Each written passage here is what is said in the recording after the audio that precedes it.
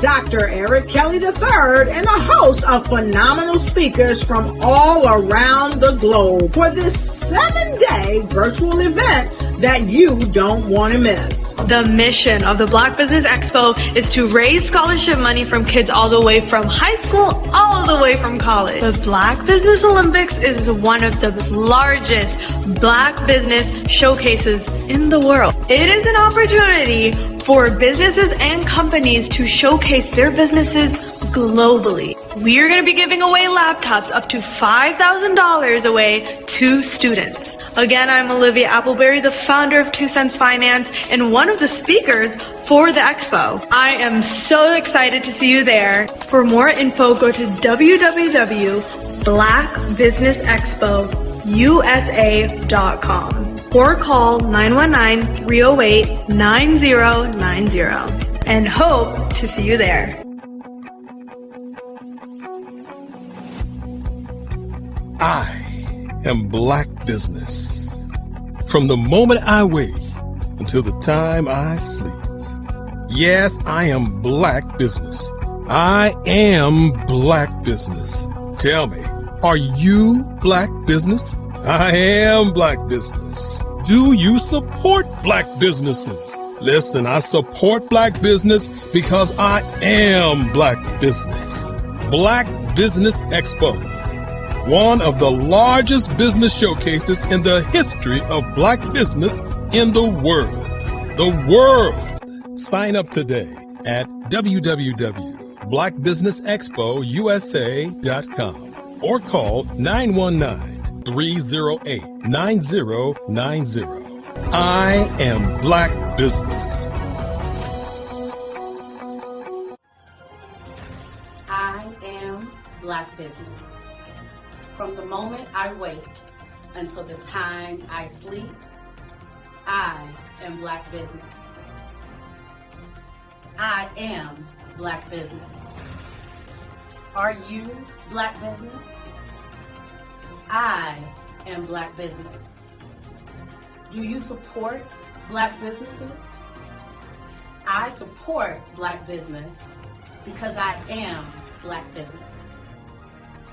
Black Business Expo, one of the largest business showcases in the history of Black America in North Carolina. Sign up today at www.blackbusinessexpousa.com or call 919-380-9090. I am Black Business. I am Black Business. From the moment I wake until the time I sleep, I am Black Business. I am Black Business. Are you Black Business? I am Black Business. Do you support Black businesses? I support Black business because I am Black Business.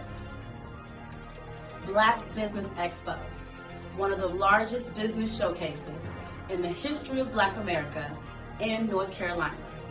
Sign up today at www.blackbusinessexpousa.com or call 919-380-9090. I am Black Business.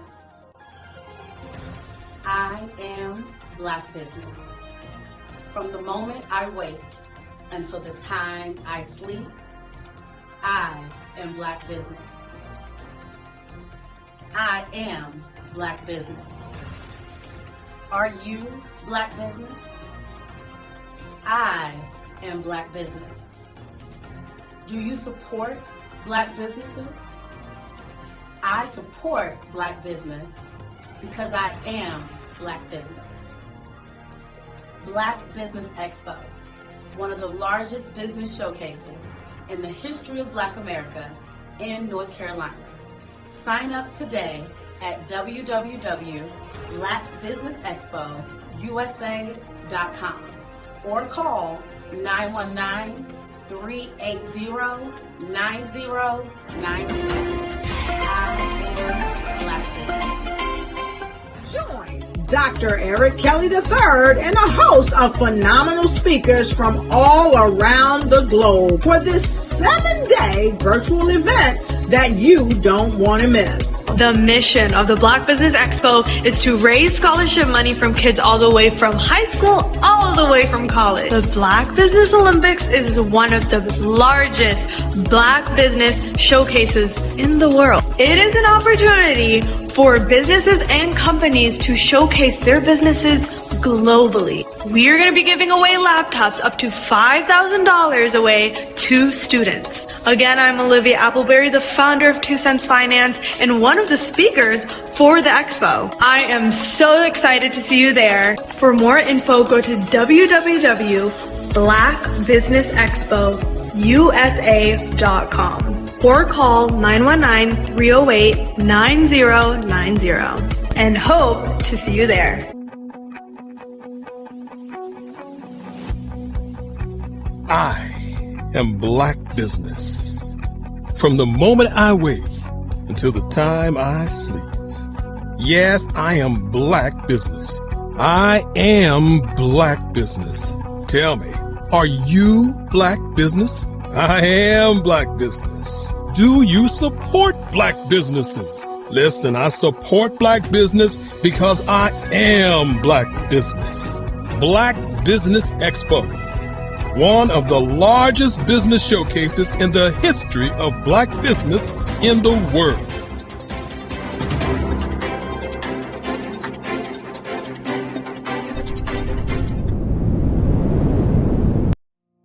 Did you know that approximately 333.34 million businesses exist today, according to a report from 2021? And you may be one of those businesses, or maybe you're not in the business market yet, but you're aspiring to be a business owner. Well, guess what? You're in the right place at the right time. Because let's face it, everything is about timing and opportunity. Hi, my name is Dr. Lotus Richey, and I'm the CEO and founder of the Lotus Richey Coaching and Consulting LLC, along with the Lotus Richey Ignite Show. 15 minutes of success with Dr. Lotus Richey, as well as books to boom your business and bring who you are. And today, I want to bring this amazing message to you about the Black Business Network and the Black Business Olympics. See, the Black Business Network and the Black Business Olympics is designed to help people just like you, that's right, that look like me, to take their business to the next level. Not just in your front yard or your backyard, but globally. The Black Business Network and Black Business Olympics is designed not to just help you survive, but to help you thrive. So join us today as we come together with businesses all around the world to support our students, our children, our young teens, our young entrepreneurs. What we do is we come together to help raise funds for students who are aspiring to be business entrepreneurs, who are aspiring and who are thriving in college.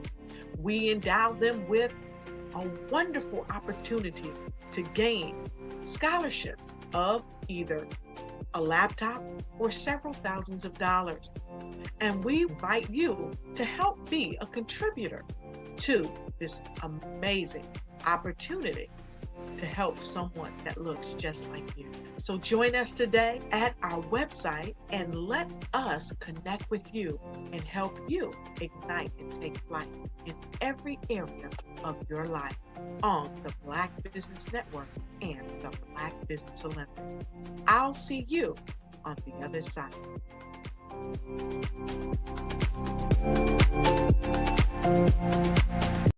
Hey guys, my name is Caden. I'm the CEO of Caden Teaches, and my genius is teaching kids about financial literacy. Throughout my financial products, such as my financial flashcards, my activity book, and my newest project, my financial bus, which I bought. And on the bus, it has a mock bank where kids will learn how to deposit and withdraw money, a mock grocery store where kids will be able to learn how to have a family budget, and a mock stock exchange where kids will even be able to learn how to invest in stocks. Now, I decided to start teaching kids about financial literacy because I find that most kids graduate high school without even knowing the basics about financial literacy. And I feel if I were to teach kids about financial literacy, that I would be able to help kids tap into their genius. And I actually learned about financial literacy to my dad because I would go to business meetings with him and I would always see that they were talking about financial literacy. And at that point, I didn't understand what financial literacy was. So I took it upon myself to learn about financial literacy and teach it to kids in a way that they could understand. But I want you guys to help me help kids tap into their genius by going to my website, cadenteaches.com, and you can sew into me in my financial bust by going to my GoFundMe link. And remember, if Caden can, you can too, because genius is common.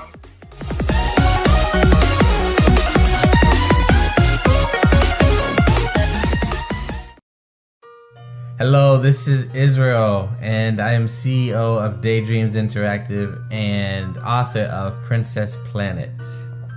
So, genius is common, and as a kid, I loved to daydream. Even as an adult, I love to daydream. And when my daughter became 6 and loved princess characters, but we just could not find the diversity that showed her, we created our own characters. So, for instance, you have Princess Nulu right here. Princess Nulu is from Uganda, and her genius is that she loves to take care of animals. She can actually even listen and hear what they say. And then we have Princess Isabella right here. Princess Isabella, she's from Cuba, and her genius is biochemistry. One day she hopes to eliminate disease. Then we have Princess Nia right here, and Princess Nia is based off of my daughter, and she wants to be the greatest dancer alive. So that's her genius. So what's your genius? My genius is my imagination. Genius is common. Did you know women represent just 3% of Fortune 500 CEOs and less than 15% of corporate executives at top companies worldwide? Have you wondered what the secrets are to getting into the top ranks, whether in the private or public sector? Do you want to figure out how to stop being held back in your career or passed over for promotion? Then you're in the right place. Hi, I'm Dr. Madeline Ann Lewis, President and CEO of the Executive Women's Success Institute. I have decades of experience in the military, the federal government, and corporate America, and my mission is to help women succeed and tap into their full potential. I want to reach 1 million plus women around the world to become the leaders they are meant to be. So if you want to move into a management or executive level position, or maybe you are a female veteran transitioning out of the military into business entrepreneurship, then reach out to the Executive Women's Success Institute at 301-693-3284. Let us get you on the fast track to success.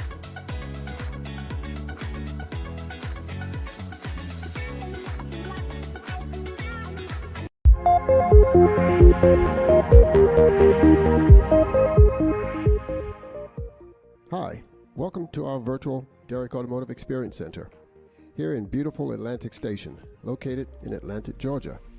I'm Derek Bailey, the founder of Derrick Automotive Technologies. Come in. Let me grab you a drink and tell you a little bit about our company. By the way, did you know that we have cocktail hours every other Friday evening from 7 to 10? And again on Saturday afternoons from 11 to 5? It's a good way to come in and learn about the company. You should stop by and bring a friend. So, let me tell you a little about us. Derrick Automotive is a company with a simple mission: which is to make electric vehicles more convenient for consumers by changing the way electric vehicles are recharged. Plug-in charging is really the only thing slowing the mass adoption of electric vehicles. And the adoption of electric vehicles is going to be so important to our battle with climate change. Derrick Automotive has a practical solution, which is to put a small generator that we call the Proteus into our vehicle. The Proteus' sole function is to convert fuel into electricity. But here's the key. It converts that fuel with a smaller carbon footprint than if that kilowatt hour was created at a power plant. And here's something else you might not know. When you create a kilowatt hour at a power plant, by the time they transmit that power down the power lines, anywhere from 15 to 40% of it could be lost. So, to plug millions of electric cars into the power grid and then lose 15 to 40% of every kilowatt hour of power that's created, in our opinion, doesn't make a lot of sense. With the introduction of our Proteus, where we can create that same kilowatt hour at the car, eliminate all those transmission line losses, and all at a carbon footprint that's on par with the power plant anyhow. So we bring convenience without increasing the carbon footprint. We allow vehicles to travel further and with less hassle, and since it's actually comparable to charging from the electric grid, why should consumers be inconvenienced? And we believe that once consumers are no longer inconvenienced, electric vehicles are going to take their place in the automotive sector.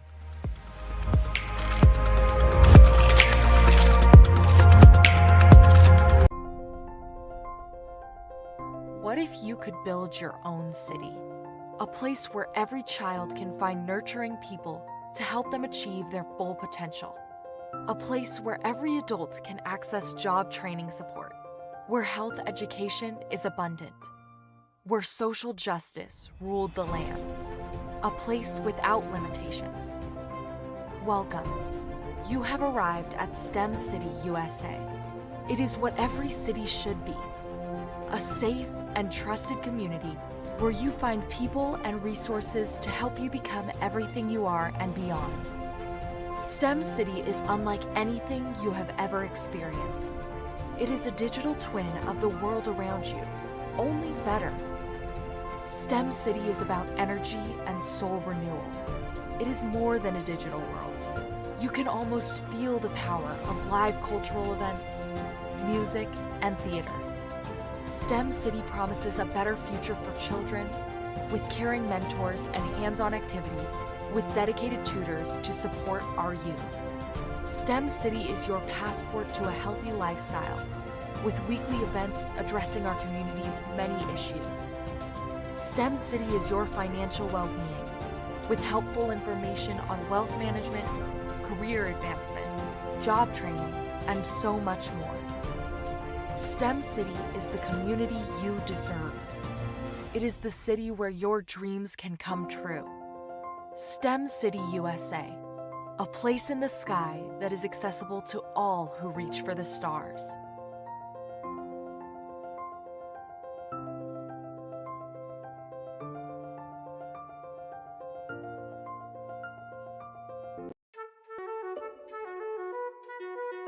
This is Dr. Arnold T. Petsworth. Yes, that's his given name. No, don't look into it. He's the owner of Petsworth Vet World, a veterinary clinic in Hopton, Connecticut. His patients include dog, cat, turtle, cat, turtle, frog, hamster, fish, Goldie, dog, and this alpaca. Due to doctor-patient confidentiality, we can't tell you their names. Business at Vet World was steady, and then quarantine hit. Neighbors on every lane, drive, and even a few cul-de-sacs brought new four-legged friends into their homes. Bunnies. Bunnies. you guys are so cute. Bunnies. You are so cute. Bunnies. You're so cute. Bunnies everywhere. A lifelong lover of Laporte, Dr. Petsworth welcomed these new patients with open arms. Hi, how you doing? How is she? Did you meet Jackie? Jackie, Barbara, Jackie? This is Betsy. The only problem? Okay. There were more appointments than he could manage. Yes, I'm gonna get to you. Give me a second. We're gonna get you in real soon. Don't worry, all right? And then...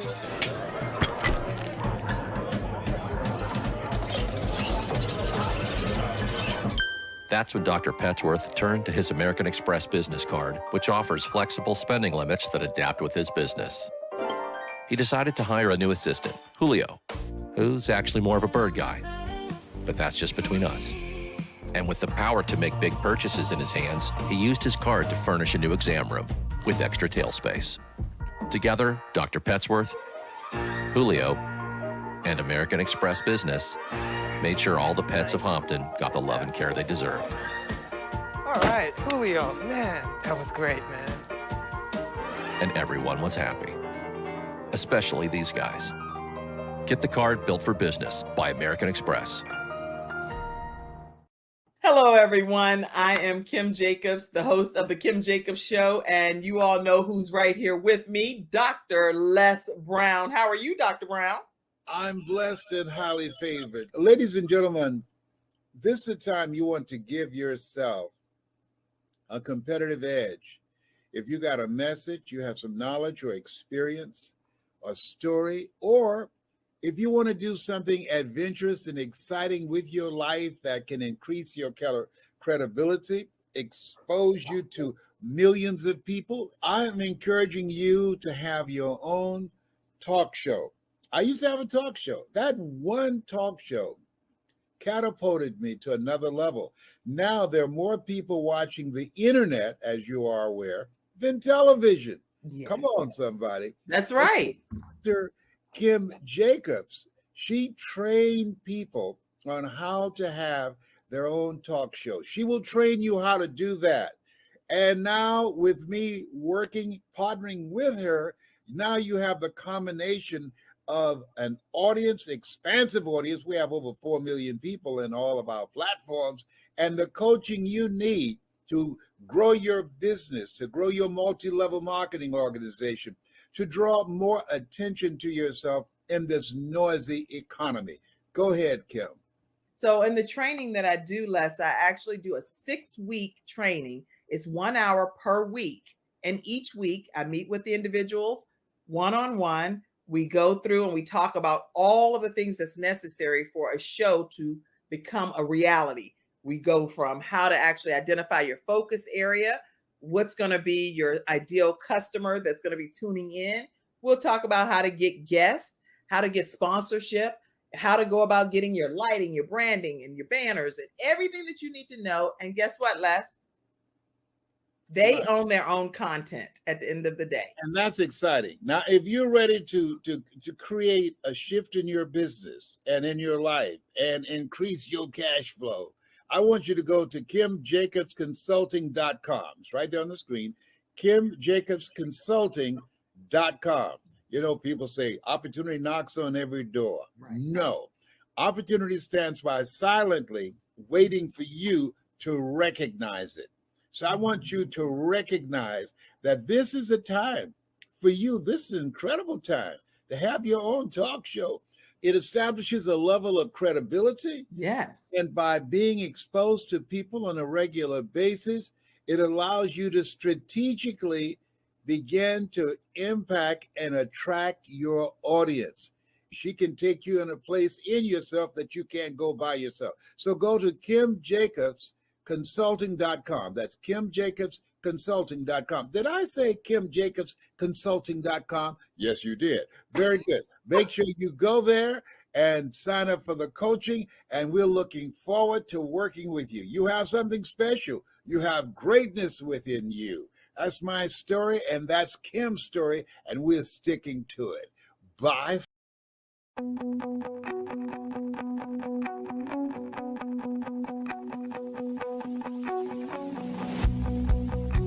I am Black Business. From the moment I wake until the time I sleep. Yes, I am Black Business. I am Black Business. Tell me, are you Black Business? I am Black Business. Do you support Black businesses? Listen, I support Black business because I am Black business. Black Business Expo, one of the largest business showcases in the history of Black business in the world. The world.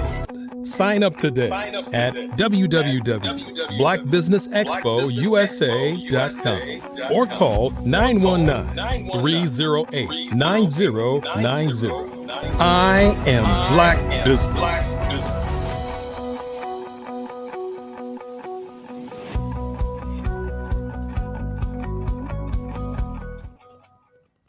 And good morning, business owners, entrepreneurs, thought leaders, and corporations. Welcome to the Black Business Network. My name is Coach Kimberly Williams, and I am your business moderator for this morning on the Black Business Network. The Black Business Network is a 24-hour business network showcasing Black businesses, business owners, entrepreneurs, and thought leaders worldwide.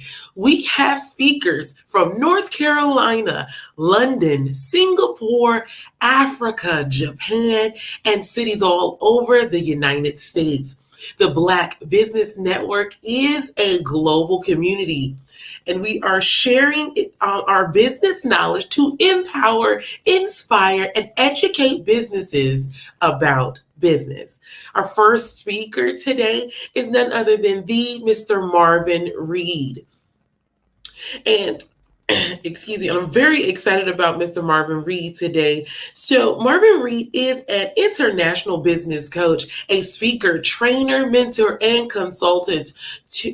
He has a history of working with companies like Deloitte and MOD and Bentley, just to name a few. With over 20 years of marketing and branding and social media experience, I am pleased to say that Marvin is going to, he has left no business behind. I'm very excited about Mr. Marvin Reed and what he's going to present to us today. So I present to you Mr. Marvin Reed at this time. Hi, how are you? Thank you so much, Coach Kimberly, for such a fantastic introduction. And also thank you to Dr. Eric Kelly for the invite as well. I'm excited to be speaking today. And really, this is an opportunity. I do a lot of speaking. I do a lot of keynote talks and workshops.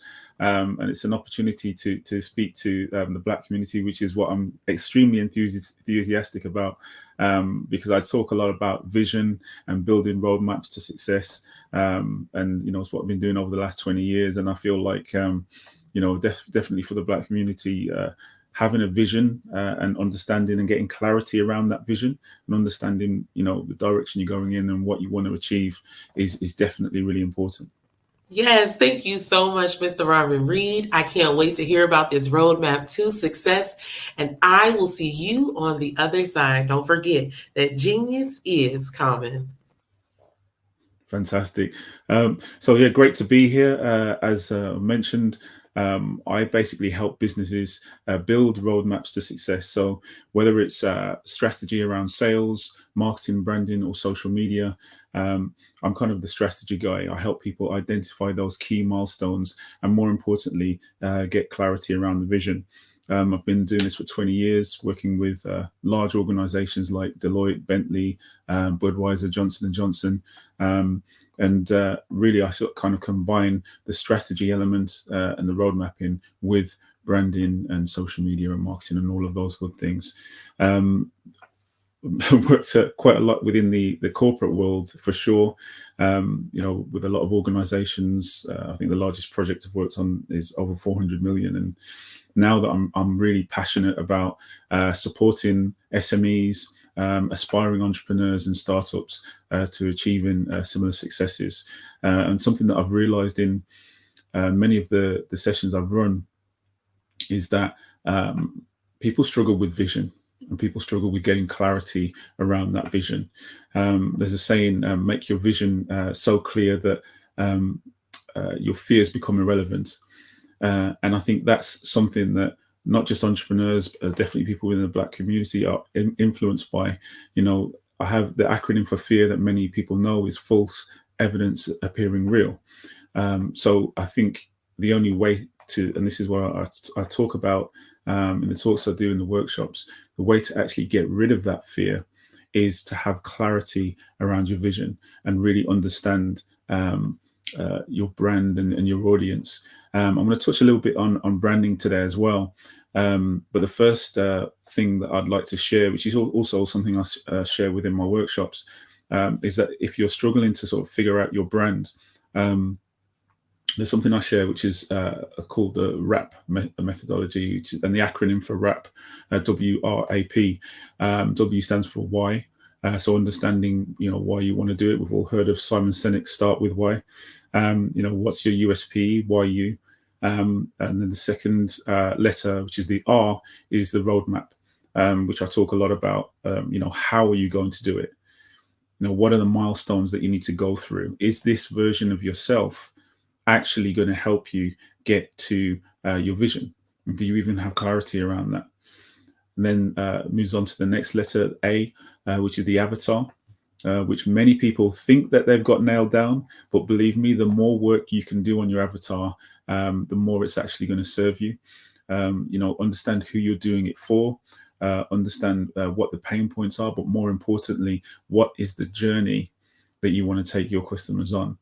And then the final letter within the WRAP sort of methodology is purpose, or P for purpose. And that's really understanding, as I say, what is the vision and why you are so passionate to actually do what you're doing. We can all get distracted by our passions. I always say that, just because you can do lots of things doesn't mean that you should be doing it. So what's your purpose? What's the thing that you would wake up tomorrow and actually do for free, and in terms of the company that you're running or the people that you're serving? And I think a lot of people, again, why they struggle with the vision, and then which then has a knock-on effect of being confused around the branding or what the branding should look like, maybe getting the branding wrong. So that it doesn't resonate with their target audience. And that leads back to mindset. Having clarity around that vision really, really helps you to overcome overwhelm. There's a saying that your mind will be your biggest friend or your worst enemy. And I think if you can actually achieve that clarity around the vision, understand what the roadmap looks like, then that's going to serve you massively. Another question I get asked about quite a lot is, why is a roadmap even helpful? So many people have a business plan in place, but a business plan is very different to a roadmap. A business plan is very sort of structured, whereas a roadmap is more flexible. It's more of an organic thing. I'm a bit of a visual thinker, as I often say. So a way to actually articulate it would be, would you just get dressed and put your clothes on and leave the house if you didn't know in advance, where you were going, or what you were leaving the house to do, or even, what the weather was going to be like? You want to plan in advance so you don't get any of these surprises. You don't get any of these things that are going to knock you off your path and again contribute towards that feeling of overwhelm. Because at the end of the day, it's important to have your goals and your roadmap actually written down somewhere, so that you understand, and not just yourself, if you have teams, if you're a leader within an organization, so that the actual team understand the direction that you're going in.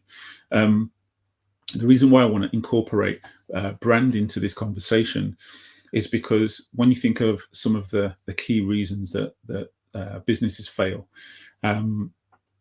for example, you have a business might run out of capital, which is one of probably the biggest. I think it's like that's the top reason at 38-40%. There's no market need, or you've been outcompeted by your competitors, or maybe you've got a flawed business model. Maybe the business model itself isn't fit for purpose. There may be legislative changes. There might be a pricing issue.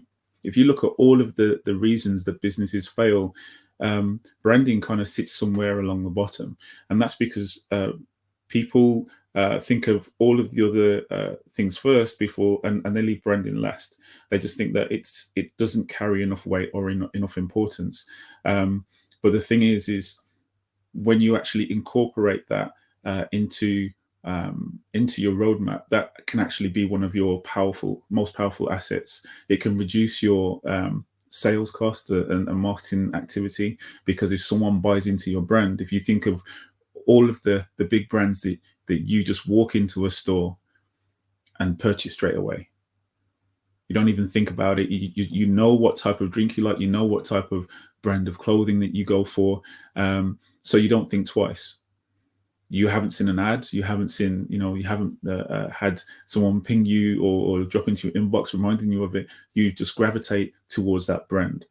And if you think about the brand being even more powerful and being part of your roadmap, so that you really understand how your brand needs to resonate with your market, not just right now, but also in the future, that can actually be passed down through generations. So you'll have people that grow up seeing that brand around and buy into it because their colleagues have bought into it or their family members have bought into it.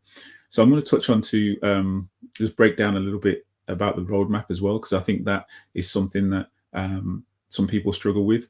And there are different types of roadmaps that you can use. So for startups, if you're starting up, you might have a roadmap that is kind of like from 0 to 6 months. And that's basically just making sure that everything's in place that needs to be in place in respect to the startup. So whether it's your website or if you're going for funding, all of the individual things that you need at the very, very beginning, plot that out on a roadmap and understand what order, more importantly, the order that the milestones come in, and also what strategies you're going to put in place to actually get to each milestone. Another roadmap that can be utilized is the sales roadmap, for example. If you've got salespeople or specific companies that you want to go for, you can actually break down your approach into milestones. But again, it's about having the data and having the information and understanding enough about your avatar, as I mentioned earlier, to really have a clear idea of who those companies are. So what kind of turnover they have, what kind of how many employees they have, do they even have the budget for the service that you want to sell to them, or the product that you want to sell to them. But the standard business roadmap is just a general one, which is can be 12 months. Some people do 2.5 years, some people do a 5 year, but that really is just identifying the key long-term business goals, milestones and deadlines, and marketing activity, sales activity that you need in order to grow or scale the business. So I've touched on some of the advantages of having it, because why is a very big question that is asked, and some people don't place enough importance on having that roadmap in place. But for those of you that, as I mentioned, it's great for leaders. It's great if you are going for funding or if you're looking for investors, to give other people, I guess it's consensus alignment, to give other people an idea of the direction you're going in. It helps with clarity for yourself, as I said, and for any partners that you're going to have in the future. And I think if I was to put it in one line, it's kind of like a really key communication tool, and it helps you stay committed to the decisions that you need to make. But as I say, it's about staying committed to the decisions, but being flexible in your approach. So some of the key things that you need in terms of putting that together and what that looks like. As I said, if I was to share maybe 4 or 5 bullet points, the first one I'd share is understanding the milestones and having a vision in place, because the vision isn't the roadmap. The vision is actually at the end of the roadmap. So you want to understand what are the milestones you need to go through. If you struggle to map those out, you can do something called backcasting, where you actually think of the vision first and then go backwards, work your way backwards. So, okay, what does the final step look like? And then the step before that, and so on and so forth. Some people find it easier to do that way around. One of the second thing I would share with you is again, something that contributes towards people not achieving success when it comes to their roadmap or their vision, and that is the research that's required. So what are you actually doing to get the data?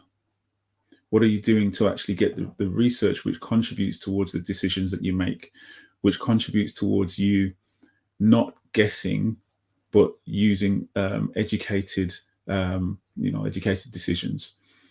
What does that look like? And also, it's not just about the research, but it's also about the investment in yourself. Because as a leader, as a business owner, or even if you have a startup idea, you need to think about yourself. And there's an element of self-awareness, I often say, is the foundation to everything that you need to do. And that's understanding that the version of yourself may not be, or the version of yourself now may not be the version that actually gets you to the end. So how do you go through the necessary process of evolving as an individual within yourself, whether that be your mindset, whether that be your education? How do you go through the process of evolving into the better version of yourself, or the new version of yourself that's going to get you to that next milestone? Or more importantly, how do you evolve into the version of yourself that's going to get you to your vision, that's going to get you to what great looks like for you? And that's something that you need to think about, which moves me on to the third thing. When you're going through that process of evolution, there are a number of distractions that are always going to come up. So one of the sayings I really like is, opportunity rings once and distractions lean on the doorbell. Opportunity rings once and distractions lean on the doorbell. So identify the patterns of what you have going on in your life, whether you are already running a business and you want to grow and scale and take it to the next level, or whether you have a business idea and you're at that startup stage. How does your current lifestyle contribute towards your success? You have to identify those patterns. We've all heard of the idea of habit stacking. So it's about removing the things that aren't going to contribute towards your success and adding things in that are going to contribute. And that isn't just a case of, what you do, where you hang out, but it's also a case of who you have around you. So are you auditing your circle in order to contribute towards you achieving your vision? How many people right now in your circle would you say contribute towards what great looks like for you? Are you actually starving yourself from the distractions and feeding your focus? So to move on to the next thing, which I guess dovetails into that point, is understanding, identifying those patterns, creating habit stacking in a positive way, but then understanding what that hierarchy looks like. What's important to you. Again, tapping back into that self-awareness. When you think about some of the things you struggle with, when you think about some of the things that you aren't as good at, how can you actually create a list of importance to say, right, okay, these are the things that I'm going to put to the top of that list, and these are the things that I know I'm okay with. And again, going back to your circle of people around you, who can you actually reach out to hold you accountable when it comes to that list? And then the next step really is adding the deadlines. Because when you're building out the roadmap to success, you really want to make sure that you have deadlines. Otherwise, things are just going to be drifting along. We've all heard of, the business owners that are listening to this will be aware of the process of forecasting. And you have to think about, okay, well, if you want to achieve a specific goal within a specific amount of time, what is actually required? What strategies do you need to have in place? What things do you need to have done in order to execute?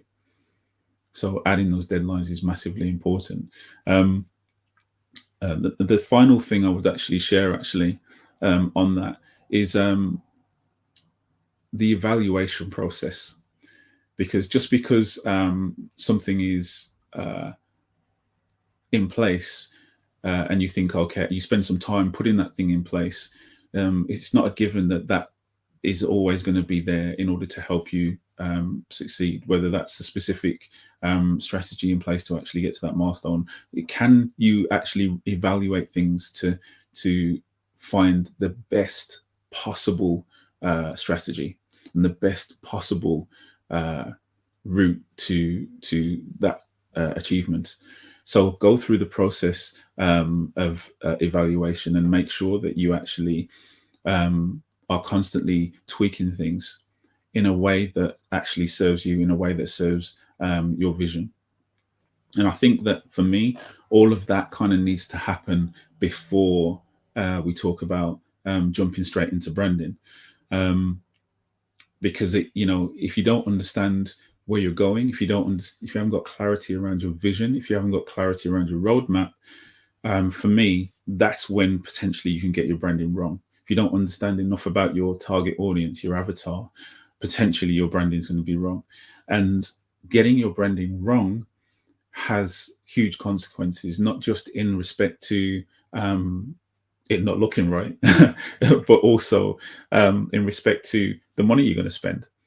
Whether it's Facebook ads or ads that go out into magazines, you could spend a massive amount of money and not achieve the result that you're looking for.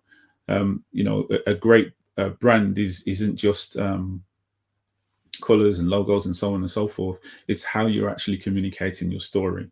So I want to be mindful of time here, and I want to just share some very, very quick tips on how you actually can build that successful brand once you actually get your roadmap in place. Once you've got clarity around your vision, how do you then work towards building that solid brand? We've all heard of return on investment. Everyone wants to get a return on investment of how much time they spend. I have an acronym that I use for ROI when it comes to branding, and that's your branding needs to be relevant, original, and impactful. So how can you actually create a brand that's relevant, and again, relevant to your target audience, on resonating with them in respect to their pain points or in respect to the journey, the outcome that they're looking for? How can it be original? How can it be something that they haven't seen 1,000,001 times? And then how can you actually make it impactful? So ROI, relevant, original, and impactful. That's something that you need to actually consider when you're thinking about your brand. Because if you think about people, when they actually land on your website, it takes about sort of 50 milliseconds or 0.05 seconds for people to have an opinion on your website when they land. So you've got to think about that homepage a little bit more. And as I say, go back to the avatar, and it is the minute people land on your website, is it resonating with them? Is it communicating the message that you want to communicate to them? Another statistic is about trust, because it's about communicating not just what you want to sell them, but also creating a brand that they feel that they can trust. Whether it has been a referral in place, or whether they're landing on your brand on your website for the first time. 46% of surveyed customers, I think, say that they would pay more for a brand that they actually trust. So that's something to actually consider. If you can create a brand that someone trusts, they'll actually pay more for it. It's not always about price. So just to jump into, I'm going to leave you with 5 P's, and I'm going to go through these as smoothly as possible to be mindful of time. So 5 P's that I talk about when I talk about branding. Number 1 is brand position. So what is your unique value, your key differentiating factor, the key benefits of your brand? How are you actually communicating that to your customer in respect to the other suppliers or the other companies that are around you? The second P is brand promise. So what is the one thing, the most important thing you want your customers to remember? What's the message that you want to leave them with? There's a saying that a great brand taps into emotions, and emotions drive most, if not all, of our decisions. So it's about making that connection on an emotional level. And that is what kind of like takes you beyond the product or takes you beyond the service. So when it comes to your brand promise, what is a promise that will resonate with your target audience to the point where they make that emotional connection? And the third P is personality. And again, this is what helps and contributes to that emotional connection, right? You know, if you can give your brand a personality and then your target audience resonate with that personality and align with that personality, then, you know, there's going to be a deeper connection. So how do people not just describe what you do or describe the service that you offer? How do they describe your brand and what it means to them? So what's the brand personality? The fourth P is past and present. So it relates to the story. I think some of the best brands do a fantastic job at storytelling. So when you think of the past and the present, how have you communicated the story of your brand?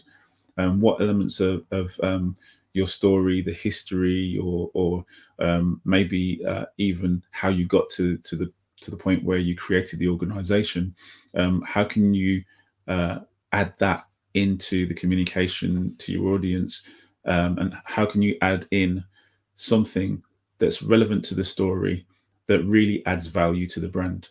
Because it's not just about creating a story for a story's sake. It's about creating or communicating a story that makes your brand personable and increases that know, like, and trust factor. And then the final P, which is the fifth one, so it's brand position, brand promise, brand personality, past and present, so the brand story, and then brand partnerships is the last one. And I think this is where many brands can come undone or unstuck, because they actually sometimes you can make the decision to partner with the wrong company, and there's not really an alignment between brands. So when you're thinking of a partnership or you want to be associated with someone else, don't just follow the money. The money is an important part. For sure, you want to make sure that it's financially viable to you. You want to make sure that you know, you're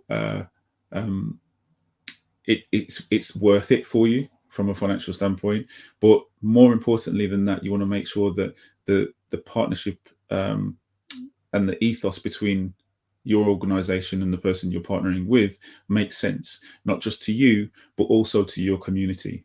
So if you've built a community who follow your brand, if you've built a community of people who you know, really buy into what you do, it can throw them off if you then partner with someone that they would never ever buy from.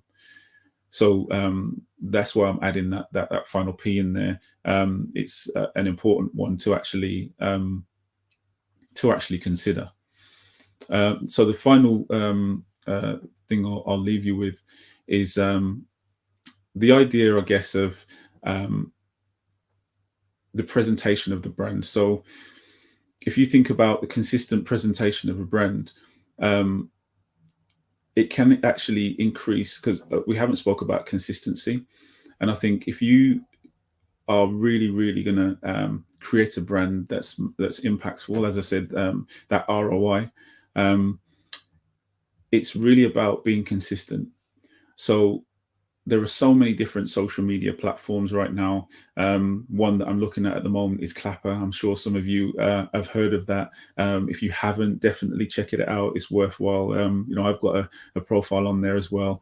And there's another new one that Clapper is supposed to be a mixture between TikTok and like Clubhouse.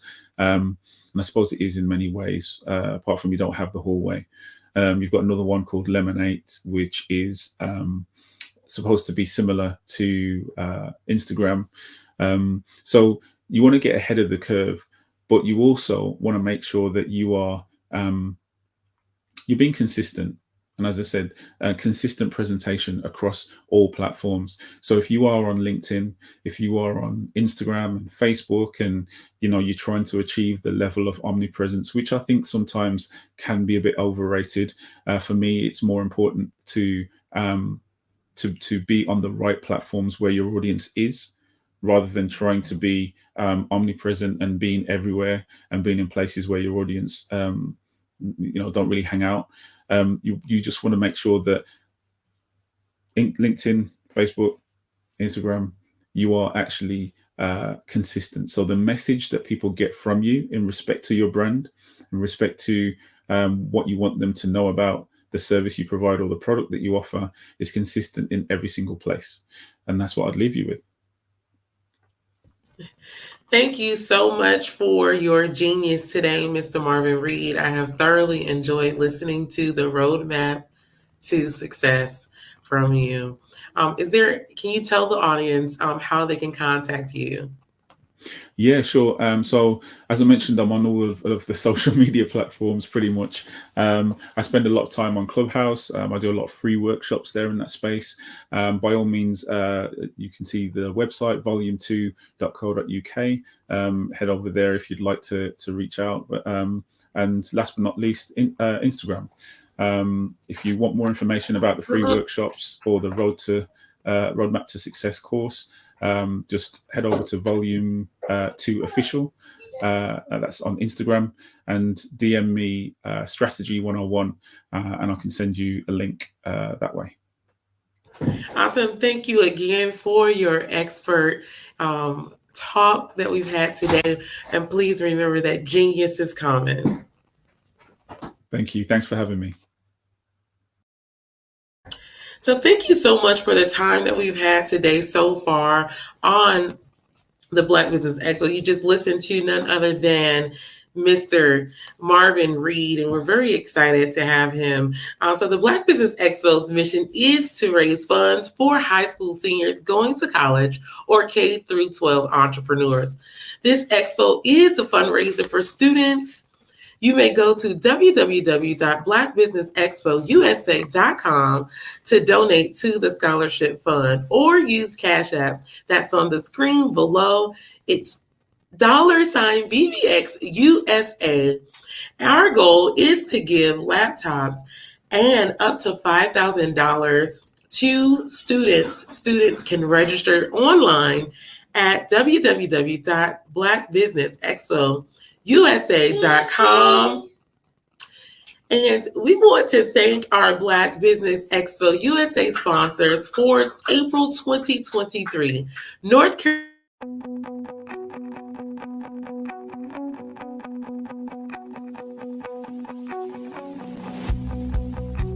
I am Black Business. From the moment I wake until the time I sleep. Yes, I am Black Business. I am Black Business. Tell me, are you Black Business? I am Black Business. Do you support Black businesses? Listen, I support Black business because I am Black Business. Black Business Expo, one of the largest business showcases in the history of Black business in the world. The world. Sign up today at www.blackbusinessexpousa.com or call 919-308-9090. I am Black Business. The Black Business Expo's mission is to raise funds for high school seniors going to college or K-12 entrepreneurs. This expo is a fundraiser for students. Please, you may go to www.blackbusinessexpousa.com to donate to the scholarship fund or use the Cash App at $BBXUSA. Our goal is to give laptops and up to $5,000 to 10 students.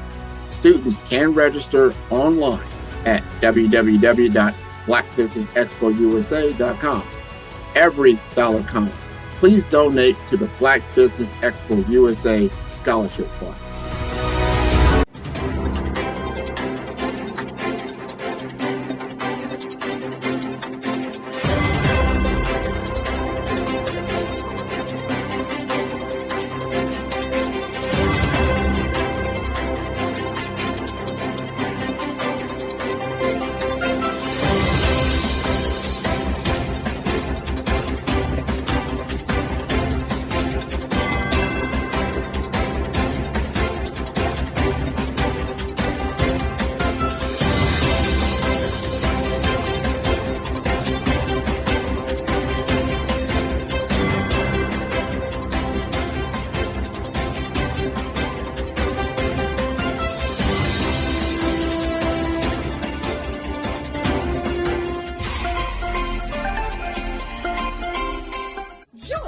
Dr. Eric Kelly III and a host of phenomenal speakers from all around the globe for this 7-day virtual event that you don't want to miss. The mission of the Black Business Expo is to raise scholarship money from kids all the way from high school all the way from college. The Black Business Olympics is one of the largest Black business showcases in the world. It is an opportunity for businesses and companies to showcase their businesses globally. We are going to be giving away laptops up to $5,000 away to students.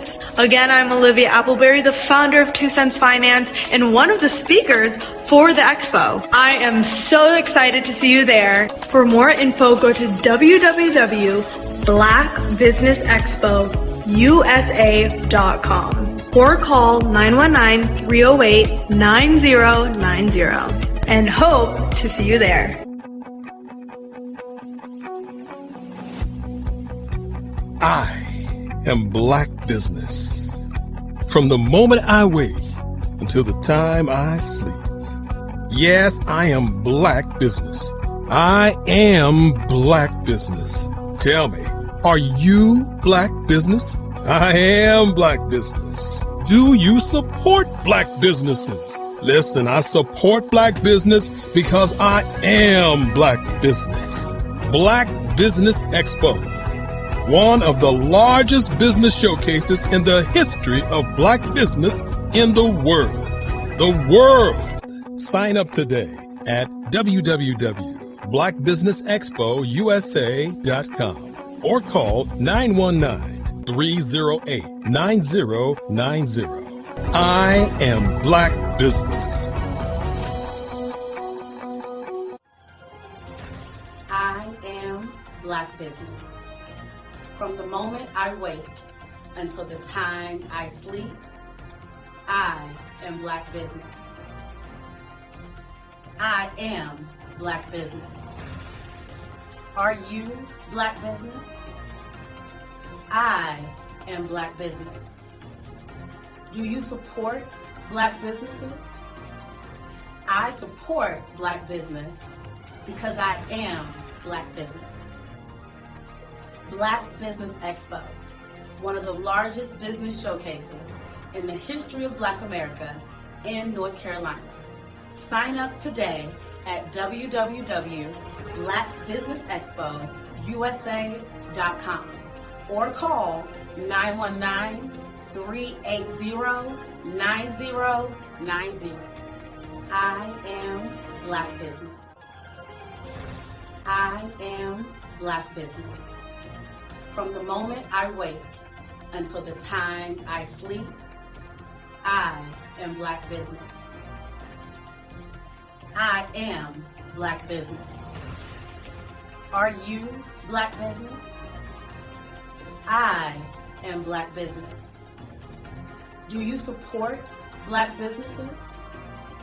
I support Black business because I am Black Business. Black Business Expo, one of the largest business showcases in the history of Black America in North Carolina. Sign up today at www.blackbusinessexpousa.com or call 919-380-9090.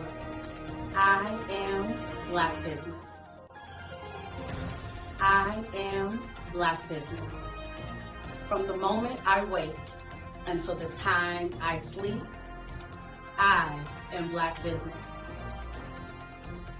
I am Black business. Are you Black business? I am Black business. Do you support Black businesses? I support Black business because I am Black business. Black Business Expo, one of the largest business showcases in the history of Black America in North Carolina.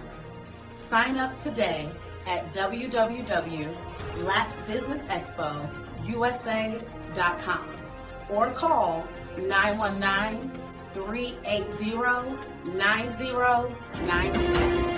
I am Black business. Join Dr. Eric Kelly III and a host of phenomenal speakers from all around the globe for this 7-day virtual event that you don't want to miss.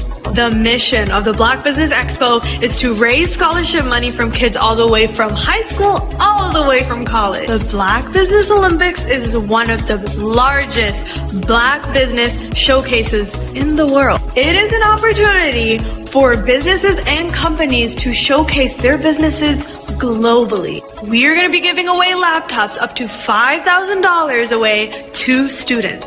Again, I'm Olivia Appleberry, the founder of 2 Cents Finance and one of the speakers for the expo. I am so excited to see you there. For more info, go to www.blackbusinessexpousa.com or call 919-308-9090 and hope to see you there.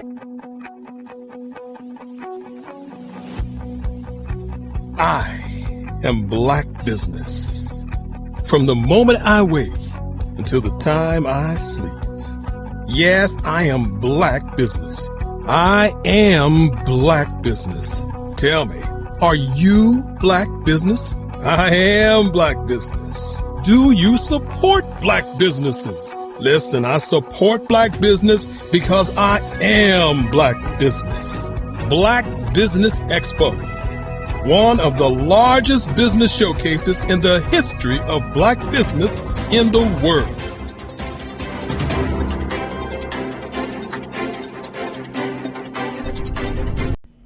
Why do I do what I do? You know, my life coach asked me that a few years ago. And she said, Tony, what's your why? And I told her, and she said, girl, you've already accomplished that. Perhaps you need a new why. Hi, Tony Harris, Amy Hoydu with Say It Said Marketing, one of your students. And just wanted to say thank you, Tony Harris, for spending so much time with me and giving me that boost in my business that I so drastically needed.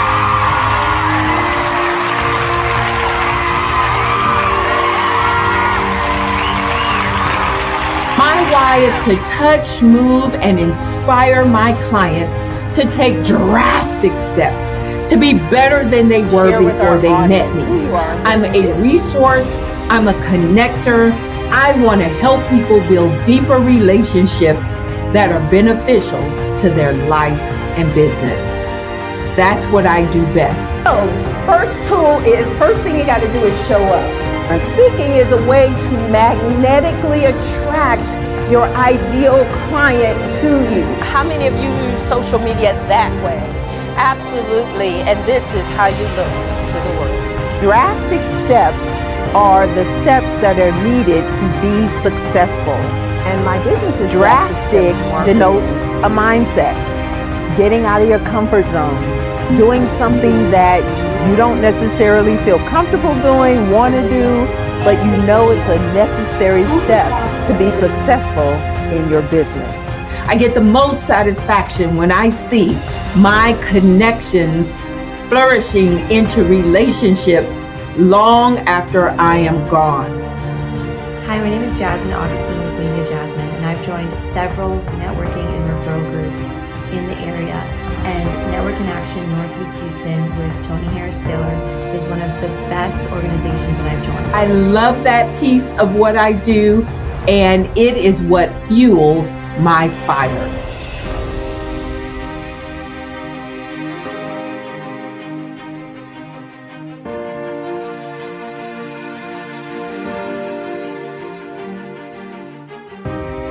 My name is Tony Harris Taylor, saying take a drastic step today for a fantastic tomorrow.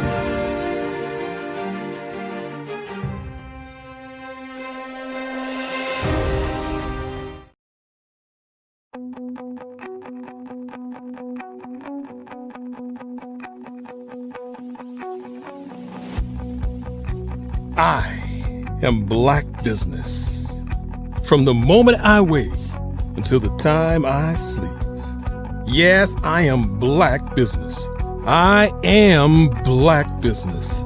Tell me, are you Black Business? I am Black Business. Do you support Black businesses? Listen, I support Black business because I am Black Business. Black Business Expo. One of the largest business showcases in the history of Black business in the world. The world! Sign up today at www.blackbusinessexpousa.com or call 919-308-9090. I am Black Business.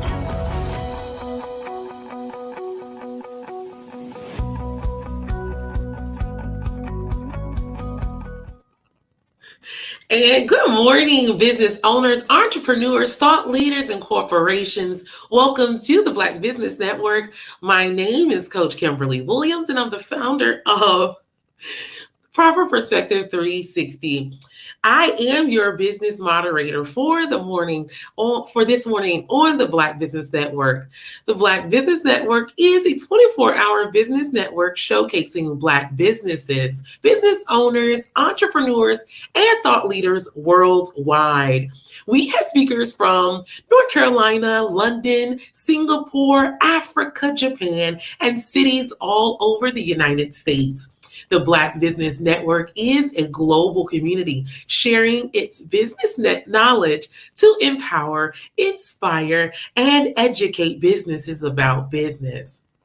I'm so excited today that I'll be talking to none other than Miss Tony Harris Taylor. And I want to tell you a little bit about Miss Tony Harris Taylor. She teaches her clients to get drastic results through networking. As a 2-time widow and a 10-day coma survivor, Tony knows what it means to be drastic.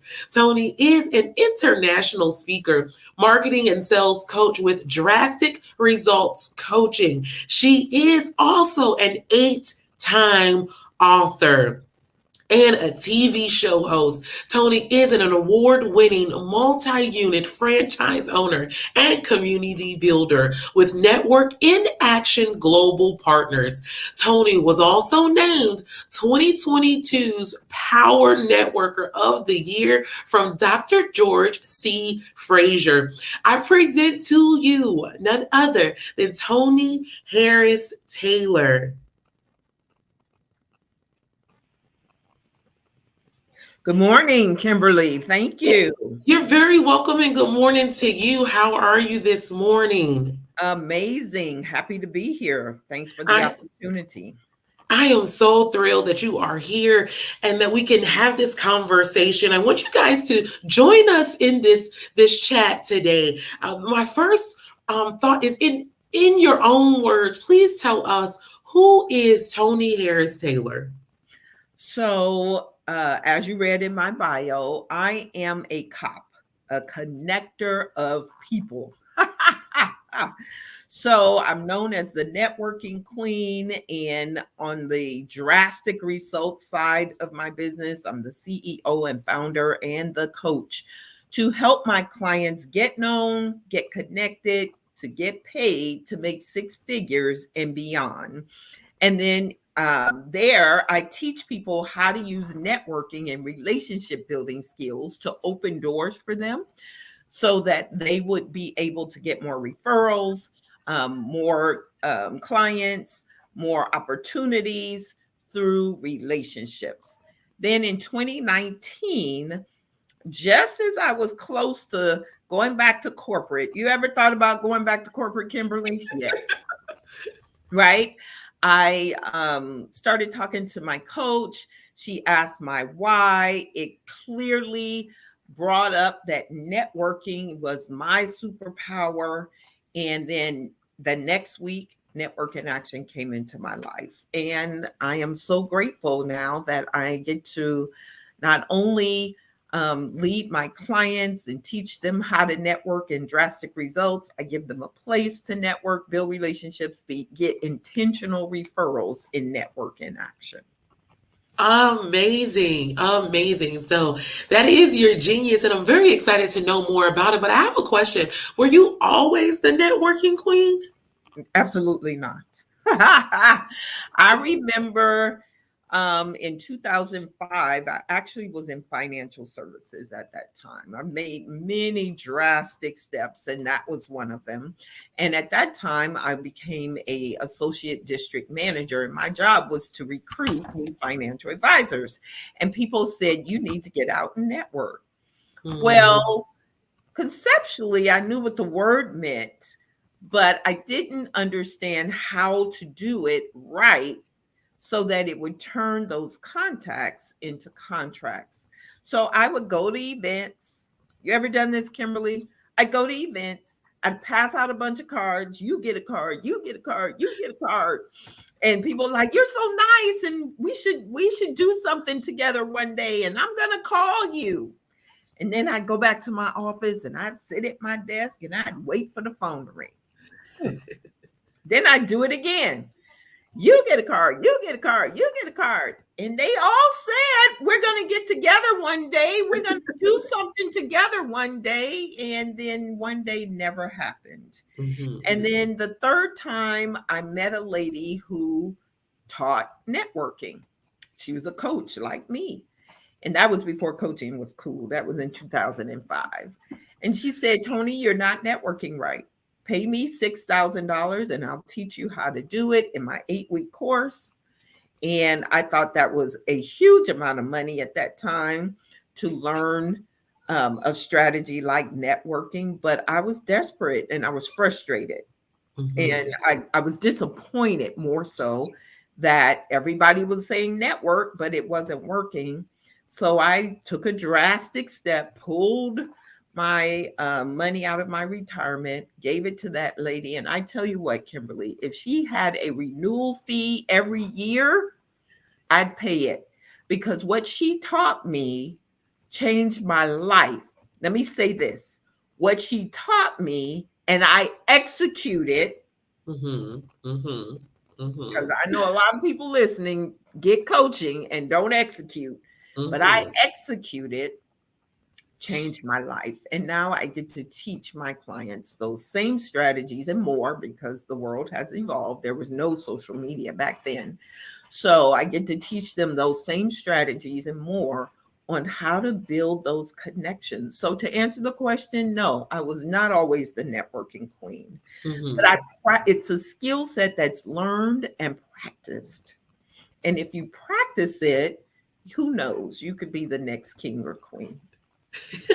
Amazing. Wonderful, wonderful, wonderful. So why is networking so important to business owners? Yeah, we have very few options when it comes to building our business. We can cold call. You like cold calling, Kimberly? Yeah, most don't. I don't. We can knock on doors. Now, I'm Jehovah's Witness, and I'm not knocking on doors for my business. I'll do it for him, but I ain't doing it for me. We can spend money on direct mail pieces. Unless you are a home service business, really direct mail is not the way to go. We can pay a lot of money for social media ads, and word on the street is I've used ads 2 times. They were utter failures, and I said, I'm not doing this. So word on the street is, as soon as you figure out how to get the ads right, they change the algorithm so they can get more money with you practicing how to figure out the ads. And so really, networking is the one you have the most control over. As a business owner, you have the most control over when you show up, when you follow up, and building those connections. And so why is it important to a business owner? Because what else do you have to bring you business? If you don't have a big budget for advertising, which doesn't work anymore, it's relationships. And I've seen it time after time after time after time. And those relationships can help you go viral. And so I'd rather see you invest your money learning and practicing a skill set that gives exponentially. Because once I teach you how to network, Kimberly, you can teach your kids how relationships are important. And they can start in school, right? With relationships with the administrators and the teachers to stand out as different. Yes, yes, I love it. So you've been doing this for quite a while, so I'm pretty sure you have a little insight in regard to what mistakes do you see entrepreneurs making when it comes to networking?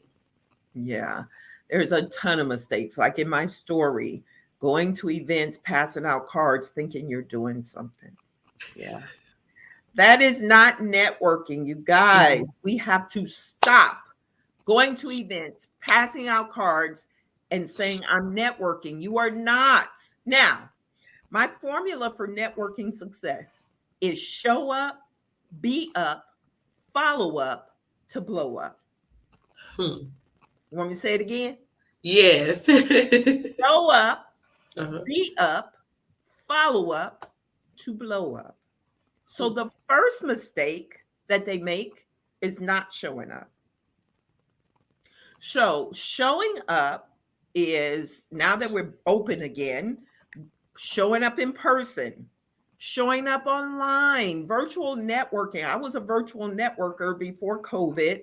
In 2015, I bought the URL zoomwithtony.com. So I've been a virtual I knew I wanted to go global with my business. So I started showing up online. So the first mistake is people think they're showing up because they are in the room, but you're not really showing up if you're not doing what it takes to build those deeper connections. When you're online virtually and you're in a networking situation, keeping the camera off, turn the blank camera on. I cannot build a connection with a box or a photo online. Turn the camera on. Dress from the waist up. Have a branded background. Now, this is a virtual background. I am in my home space right now. I see the junkiest home spaces. I'm so focused on what's going on in the background. I don't hear nothing they say. So when you turn the camera on, be branded, right? That's part of showing up. Then the other mistake is not being up. What do I mean? You look a hot mess. You've seen it. People show up to events. They look like they rolled out of bed. I had a young man show up to my networking event in basketball shorts, a hoodie, and basketball shoes. How you gonna get any kind of connection referral? I'm not referring you to nobody. So when you show up, look like you mean business. Act like you mean business. I want to talk to my introvert friends. I'm an introvert. You know what? Sometimes I'm an introvert. I can't even believe I'm saying that, but sometimes I don't feel like showing up. So when I'm in my car, I have to talk myself into the mission. And for me, there's always a goal.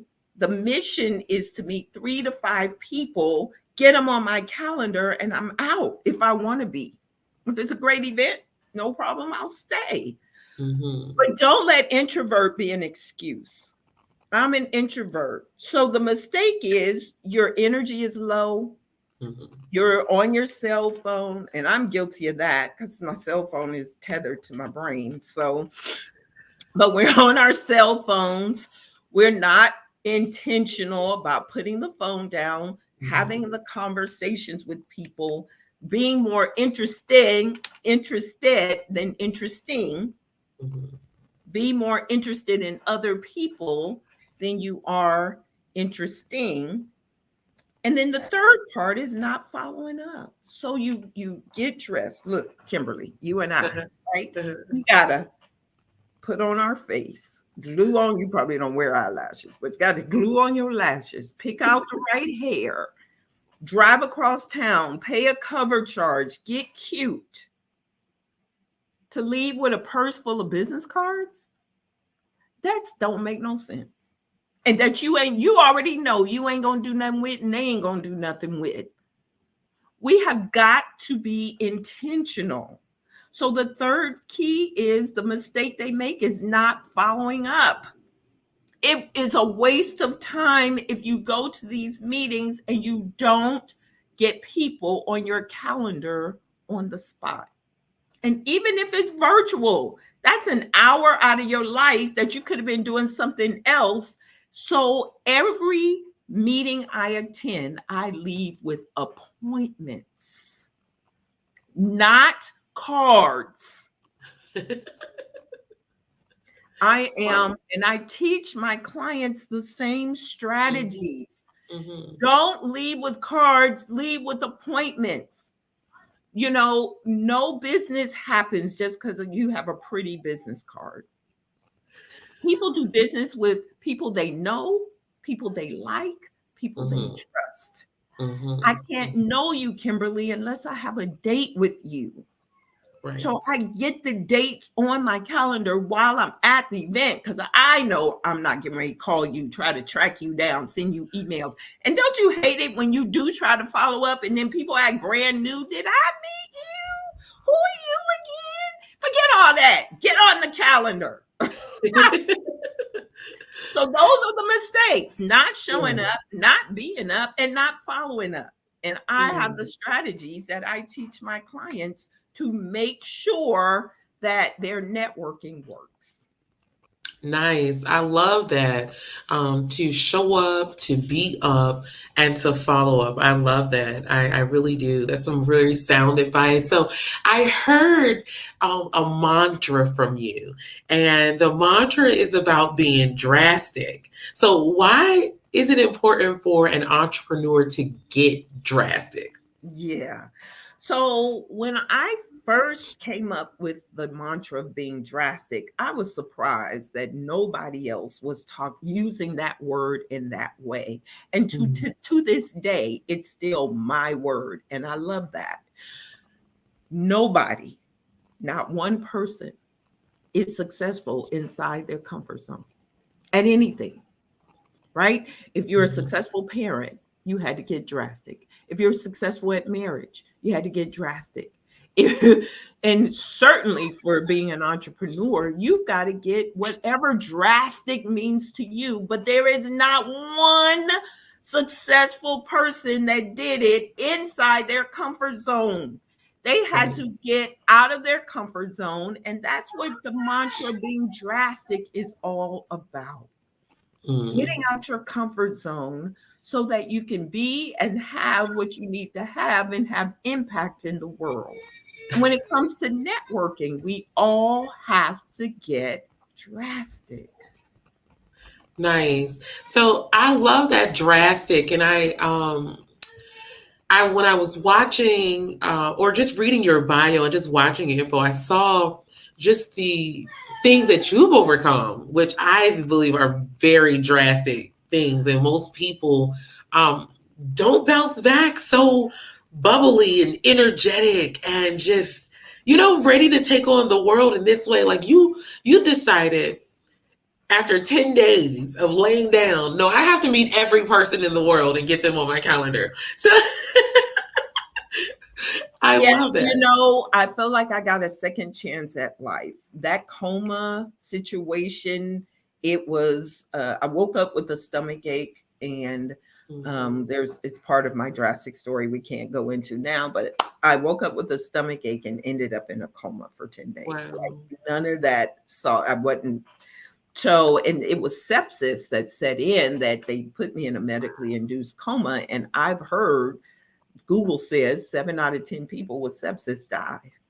Wow. So it really, I do feel like I have favor. I know people throw that around a lot, but I know that I am Jehovah's daughter, and I know that I have favor with him because I've seen it clearly in my life every time.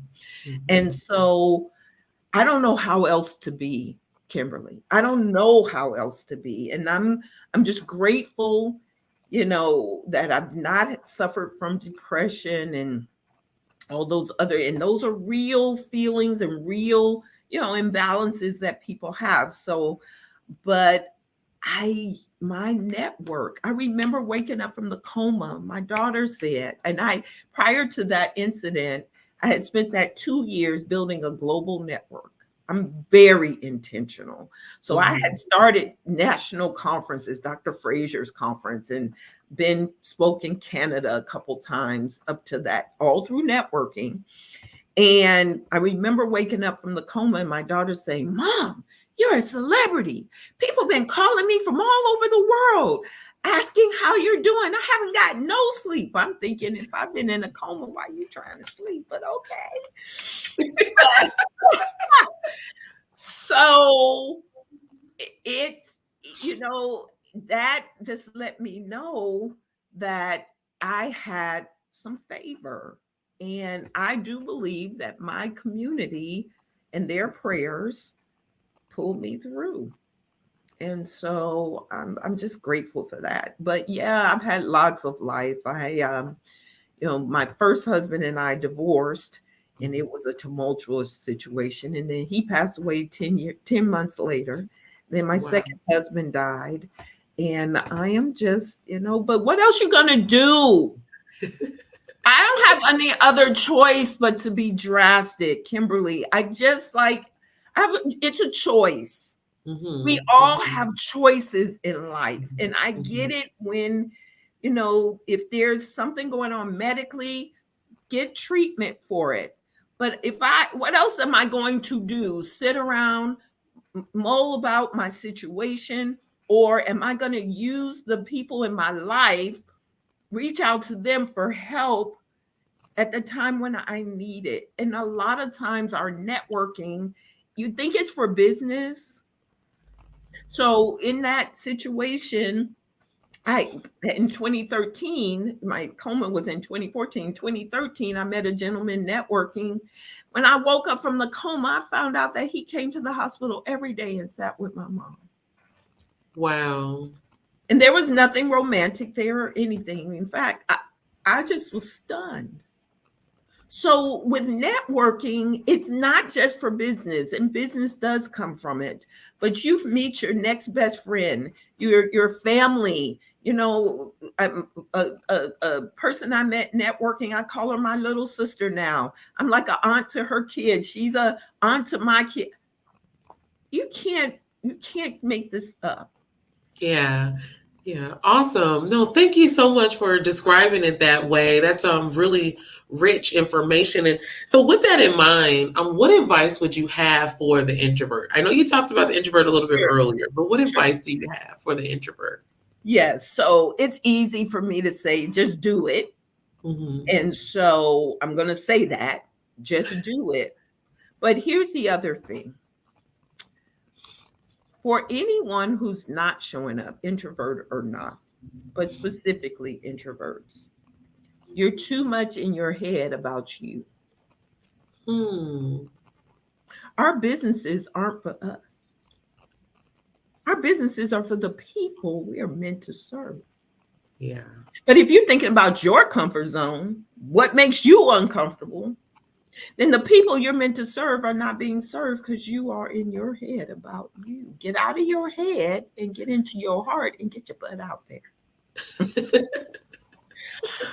Yeah, the big sister comes out, right? Stop thinking too much. Stop thinking too much. Get out there and you'll be amazed at the people, places, and things you didn't know existed that will be there to support you in your introvertness. Here's the other thing.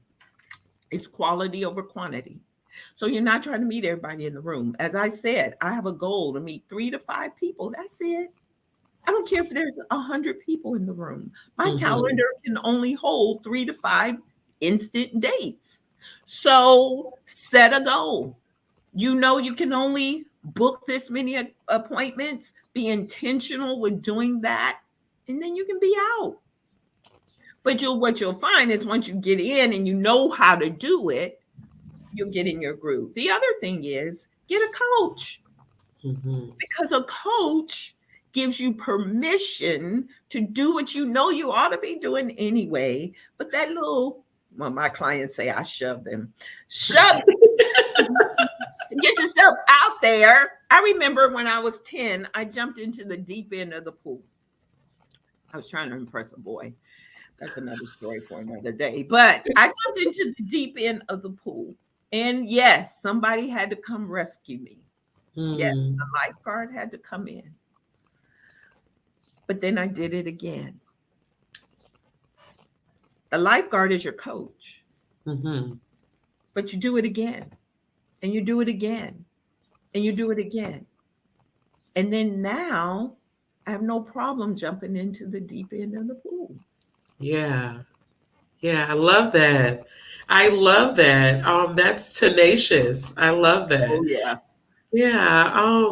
So you own the Network in Action franchise, right? Yes. So how did you become a franchise owner? Yeah, that was so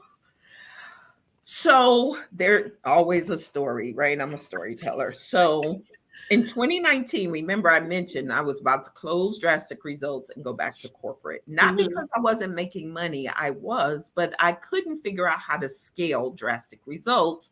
It was all me. It was my teachings. And I'm like, if I'm going to retire, I need to either create a scalable, saleable business or get a retirement plan. And corporate was the only way to do that.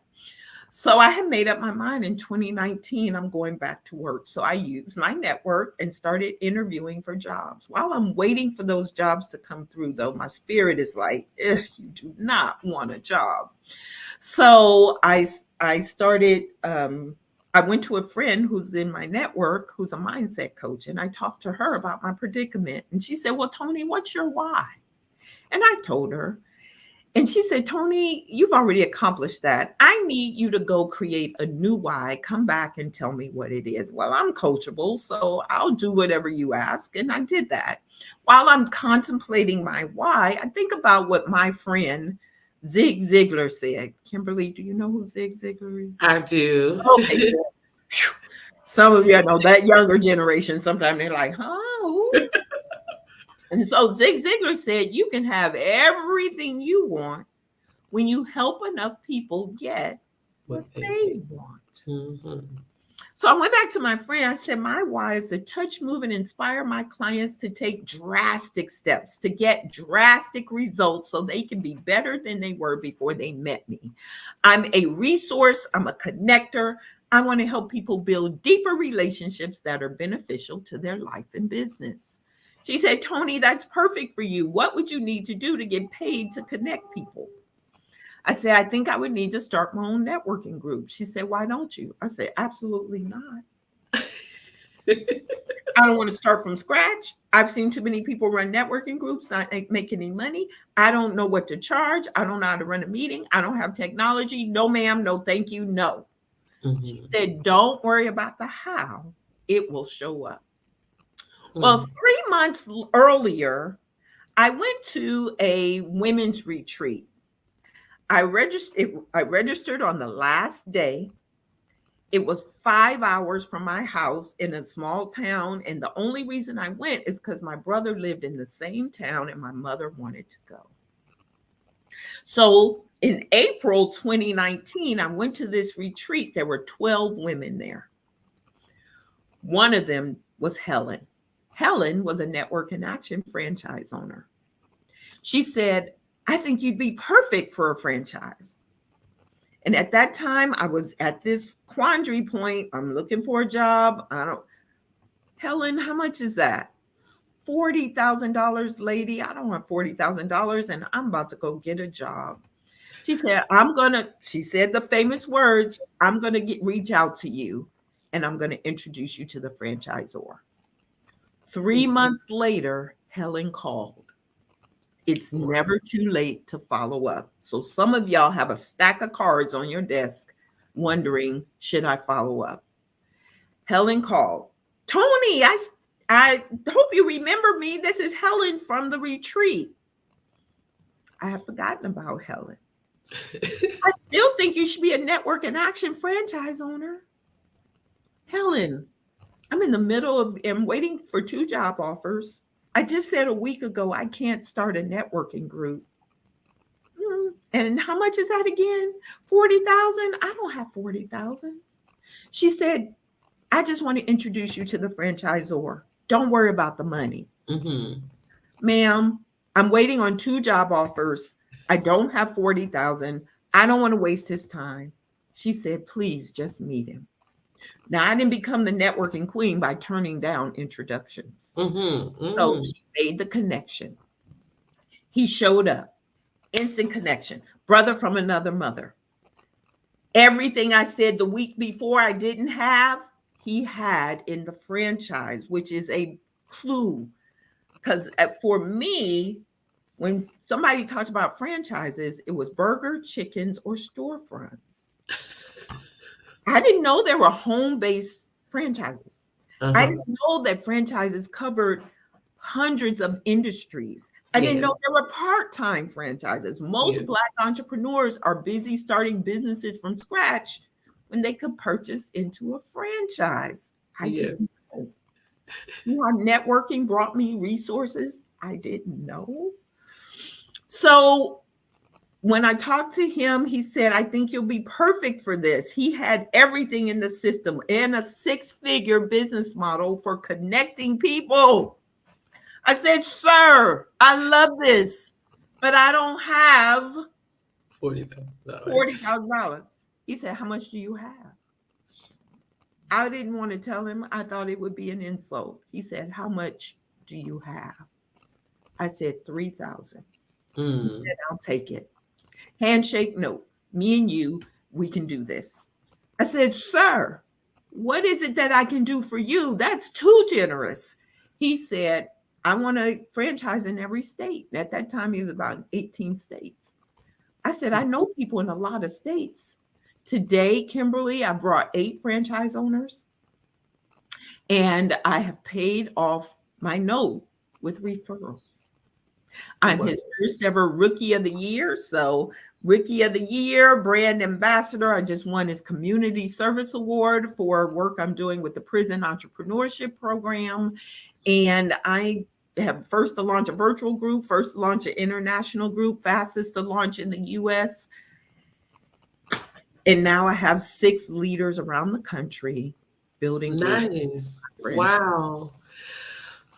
So that is a very rich story. It's a very rich, what do they call it? Origin story, right? Like how do you start out being who you are? So I love that. And I have a question because you mentioned you're a multi-unit franchise owner. So what does that mean and how do you plan to expand your franchise? Yeah. So I have 6 leaders, chapter presidents, if you will, that are paid to build out the groups. And my goal is to have 20 leaders by 2024. So 20 leaders with 24 members in 2024. So that's my plans to expand. So if anyone is listening and you're a connector of people, you're already doing it for free. You're that center of influence, or you're running somebody else's groups as a president and you're not getting paid, talk to me. I have a way to make that happen. Wow. Okay. All right. I like that. I think I heard some buzz things from my ears. So give me a success story of someone whose business or life was transformed through networking. Yeah, I have so many, but Mia is the one that comes to mind readily. She's had so many drastic steps in her life and drastic results. And they just keep building on each other. Me and I met at the worst networking event ever. It was at a country western bar. It was loud, 350 people probably. It was horrible. But as I'm leaving the joint, right, I need one last appointment, and I spot her across the crowded room. So I tap her on the shoulder. We book a date, and she was my second member in Network in Action. I don't have time to tell the whole story, but from there, her life has just changed exponentially. She got introduced to she was a life insurance agent, not making any money. I introduced her to a new company. She was the top salesperson 2 years in a row. She left that company, went to another company. She now has a goal to start a funeral business. Through my connection, she met someone who got her a funeral director job, and she's still in school. She has 0 experience. Wow. But relationship. Yes, relationships calls for drastic results. I love that. Okay. What are some of the fears that people have around networking? Nobody's going to like me. People aren't going to send me any business. It's a waste of time. I don't know what to do. I don't know what to say. What if I say the wrong thing? What if somebody's a jerk? What if I'm a jerk? All those things. And I help fix all those mindset. All that's mindset. And you can help fix that. Oh, absolutely. Nice. I give a strategy and a plan. So once you have a plan, you execute the plan, it becomes second nature. Nice. Okay. So I also heard you say something about hosting a viral networking conference. Yeah. So can you tell me about that? Yes. And who is it for? My 3rd year. The viral networking conference this year is October 4th through 6th, in person in Houston and online virtually, but in person is so much better. October 4th through 6th. It's for entrepreneurs who know they need networking to grow their businesses. Specifically, my target audience for clients is service-based entrepreneurs, speakers, coaches, trainers, any type of coach, real estate agents, financial professionals, people who need relationships to grow. People come to my conference, everybody leaves with appointments, guaranteed. None of this collecting business cards when you come to my event. So yes, everybody leaves with appointments, and it's life-changing. And I make a contest out of it. First year, the winner had 30 appointments. Second year, she had 40 appointments, same winner, because she is from that, she's made over $50,000-$60,000 trackable dollars. There's lots of viral relationships that came from that as well. And that's the key.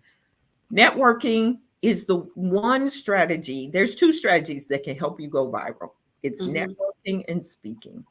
And I teach both of those things. And that's how you can go viral. So I'm inviting the audience to show up October 4th through 6th. You can go to theviralnetworkingconference.com or VNC 2023 for short, or just get on my calendar at meetwithtonyharristaylor.com. And I have a few sponsors options open.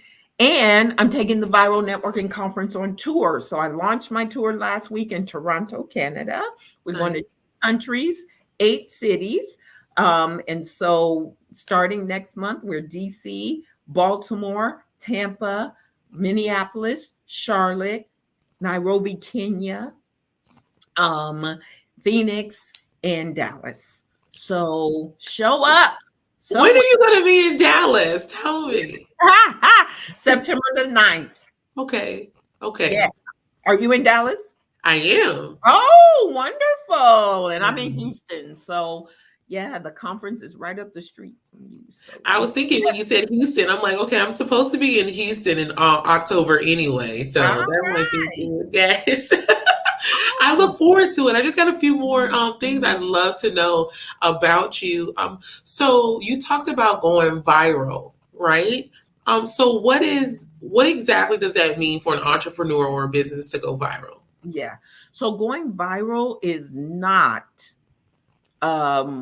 likes, social media likes, social media views. I have a viral video, 5.6 million views on Facebook. It's not that. It is your name being said when you're not in a favorable way, when you're not in the room. I have to add in a favorable way. Yes. So going viral is when people are talking about you and you're not there, and people want to connect with you. Nice. Okay, that makes sense. And I like that you differentiated that it's not about, it's likes and it's discussions, but it's not online. So I like that. Right. All that's important. Don't get me wrong. I'm not poo-pooing on that. I've made probably hundreds of $1,000s through social media relationships. But it's not what you think it is. It really is about people saying, oh, you need to meet Kimberly. You need to meet her. She needs to speak with you. And then making those connections. That's how you go viral. Yes, I love it. So I want to ask you one more question. And that is, so you were talking about building a network being generational wealth, right? Yeah. So what does that mean? Yeah. Especially as Black entrepreneurs, we're in probably that first, maybe second generation where we have the power to create the relationships we can pass down to our children. What do I mean by that? We have the opportunity to build those connections that when our children need jobs, like the other folks, and I ain't mad at the other folks, but when our children need an opportunity, we can pick up the phone and say, John needs a job. Can you open a door for him? Then when you teach John how to do that for his children, that's what puts you in a position to get the wealth that you need to do. So those relationships that you build today can carry your next generation into the next generation. So while I know we talk about generational wealth and we're talking about money, the other currency right now is relationships. You're on mute. Sorry. Yes. No, I am excited about what you were saying. Excuse me. I'm in agreement. Like, yes. In the background. I hear them. That is actually, when you talk about being able to make those connections and crossing over, if our child wants to go off to college and we have a friend in that city, I think about the importance of that and how that sets your own child up for success. And so I'm very, very grateful to have been able to have that, hear that from you. And I wanted to ask you, just how do you help your clients to improve their networking in that way so that they can build that type of network? So I'm running a program called Show Up, Be Up, Follow Up to Blow Up. It's a 3-day virtual intensive program, online, virtual. But day 1, we cover show up success strategies. Day 2 is Be Up, and day 3 is Follow Up. And it starts May 4th through 6th. And I'm inviting our clients to take a look at that. And so it is Meet with Tony Harris Taylor / and I think I need to get a URL for this today, but it's actually, let's do the bit.ly. So it's bit.ly /VIP intensive. And if that doesn't work, just reach out to me at meetwithtonyharristaylor.com. Nice. Okay, so they can reach out to you at meetwithtonyharristaylor.com. Is there any other platform that you would like for them to maybe reach out or follow you on so that they'll know how they can learn more about who you are and what it is you do? When you go to that page, all my socials are there and you can hop on my calendar. So I put everything in one easy spot. You can also go to tonyharristaylor.com, which is my website. Nice. So I have really, really enjoyed this conversation with you because networking is so important. It's such a vital piece of the puzzle to being an entrepreneur, especially if you want to be successful at being an entrepreneur. Absolutely. So I can't wait to meet you. I'd love for you to go and get on my calendar. Let's have our first date. You know, the first date, nobody gets married without the first date. I look forward to it, and when I get a minute after this wonderful moderation, then I will definitely jump on your calendar, especially you're in Houston, so this is very close. So yes, ma'am.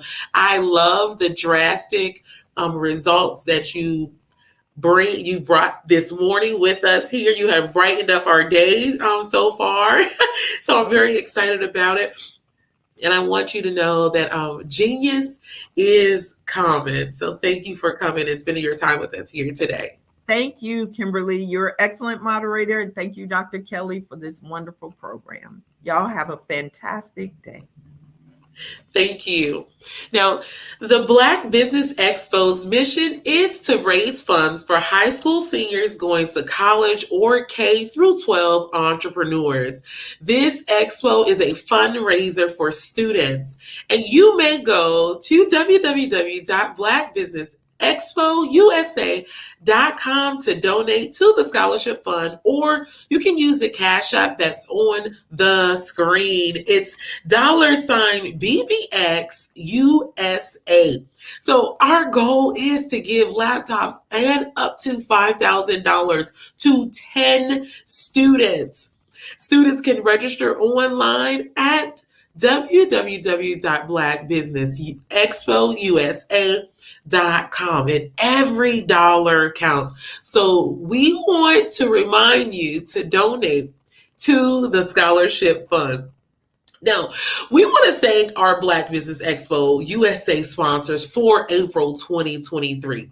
Those sponsors are North Carolina 100, Moody Capital Partners, Suede Soul, Lotus Richey Coaching and Training, Carolina, Virginia Minority Supplier Development Council, Step Management, Barbara H. Smith, LLC, Margie McLean Foundation, Incorporated, Genius is Common, Earth Essentials, Mullane Shani Global, Executive Women's Success Institute, The Quality Coaching Company, Superwoman Business Services, Creative Force Studios, Lee Entertainment, Artistic App Design, and the Black Business Expo USA. Genius is coming, and I will see you on the other side. Did you know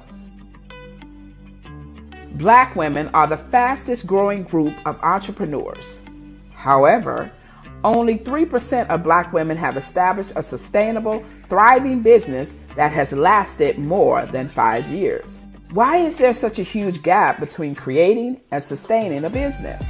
Common obstacles like money and resources, but on a deeper level, self-doubt, lack of support, undervaluing self, stress and overwhelm, relationship challenges, health challenges, work-life imbalance, and unsure of purpose and passion. Meet Milani Shani Global. Our mission is to provide life, love, and business coaching for women who are leading the way and want to improve mental and emotional health and well-being by managing stress, anxiety, creating work-life balance, increasing confidence, revealing purpose, and putting themselves first so they can use their authentic gifts and make an impact in their community. When you enroll in our coaching systems and programs, you will discover how to activate your passion and personal fulfillment, unleash and align your natural gifts and talents with winning strategies, master your mindset and release stress and overwhelm, procrastination, and self-doubt. You are not alone. Our professional certified team of coaches use unique and one-of-a-kind advanced coaching tools to ensure that you excel in the areas of mental and emotional well-being, leading with confidence, relational wealth, and stress management. Put yourself first today and take your next step towards well-being and igniting your authentic success. Milani Shani Global, a company by women for women for over 35 years. Visit us at www.msglobal1.com or call 704-3 313-9132 and enroll in one of our programs to get started today.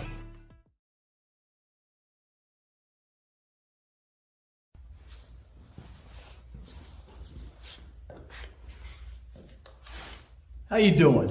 I'm Rodney Allen Rippey. Yeah, the child actor. Well, now, leading man. Some of you might remember back in the day, the Harlem Globetrotters popcorn machine. Remember that? Well, it was a Saturday morning special that would come on, and I was there with Geese and Tex and Meadowlark Lemon. Remember the show? Well, I had a great time. And I have to say a huge, huge thank you to all my fans out there. Thank you for all the years of support. I went on from the entertainment industry. I started getting into producing and directing. And now, hey, here I am. I'm a studio executive here in Burbank, California at 2526 Studios. I have to say, it's been pretty good. But the best is yet to come. Please stay encouraged. Keep reaching for your dreams and never forget that genius is common. Remember that. Genius is common. No matter what anyone says to you, no matter how tough the road may get, keep striving. Keep reaching for your dreams. And always know that you are worth it. Everything that you put into yourself, everything good that you pour into your life, you are worth it. And when the times get tough, when things don't go exactly right, it's okay. Dust your shoulders off. Stand up strong. And remember, genius is common.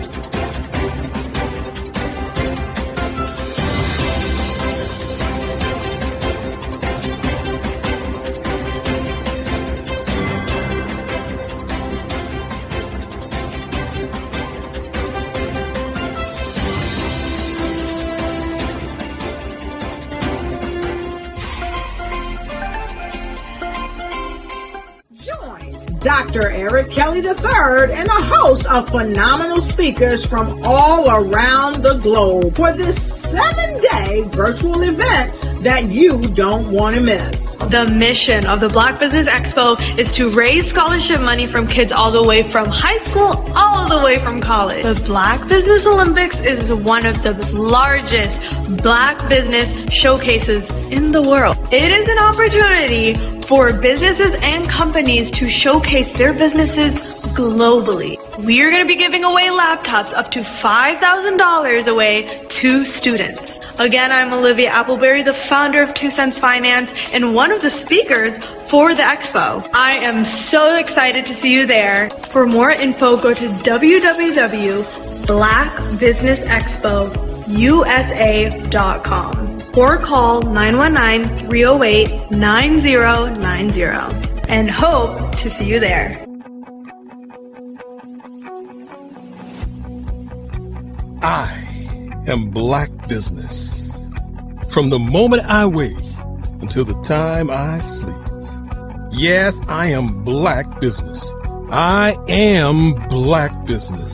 Tell me, are you Black Business? I am Black Business. Do you support Black businesses?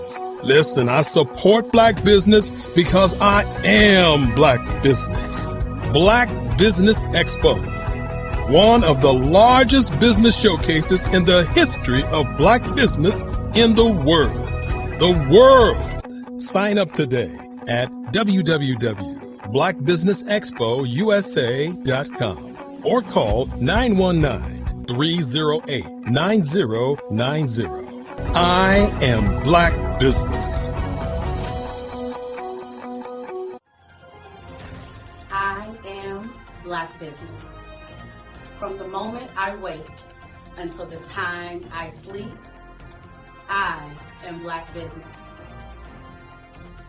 I am Black Business. Are you Black Business? I am Black Business. Do you support Black businesses?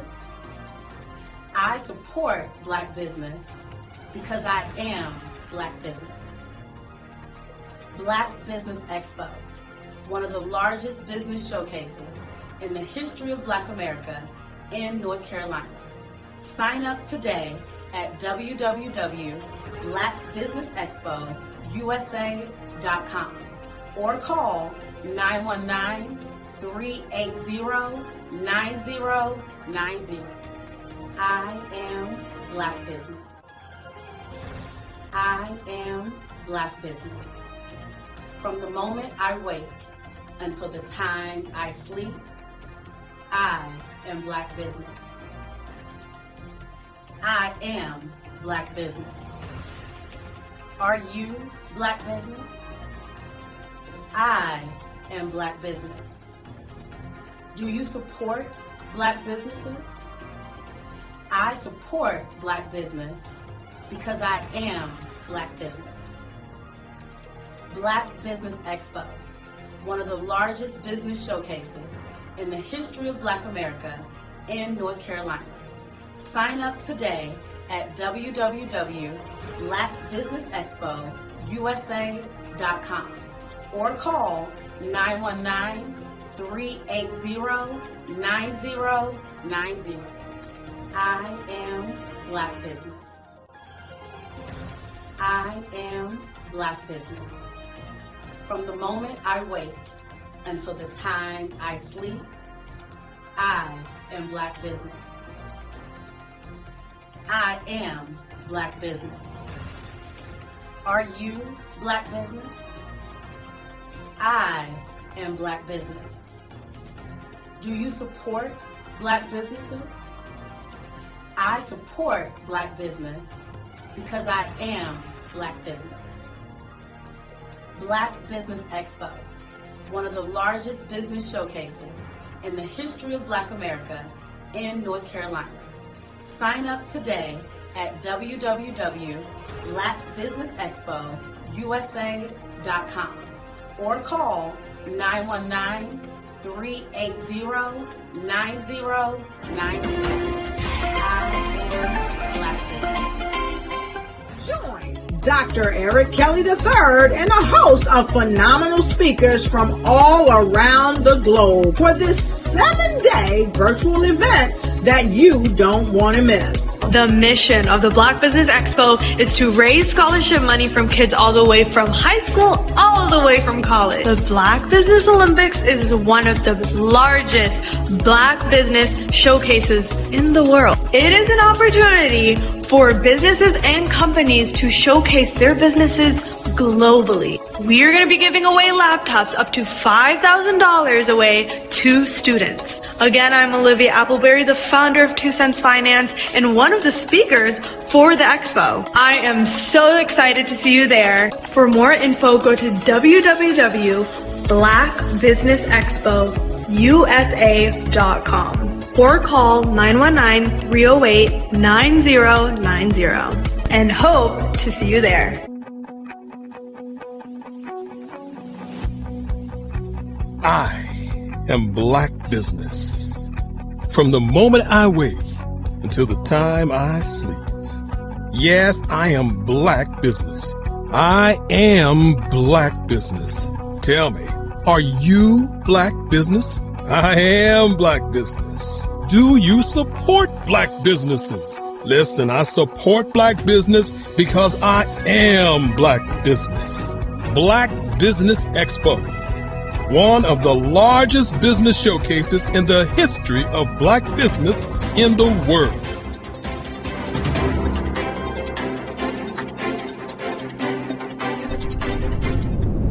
I'm Ramon Ray. founder of Smart Hustle Magazine and smallbiztechnology.com.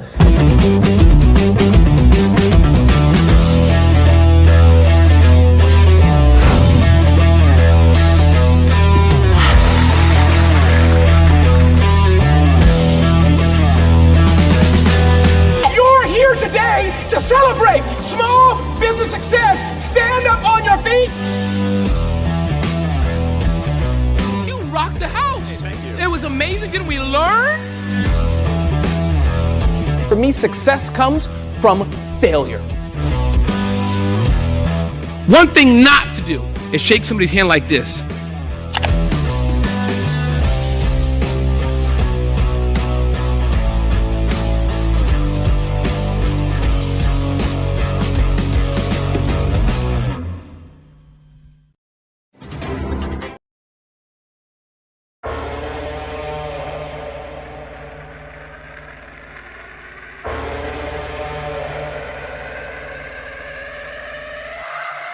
On thermometers, 2,000 surrounding us. Travel 2,000 kilometers to hang out with us. What's up, danger?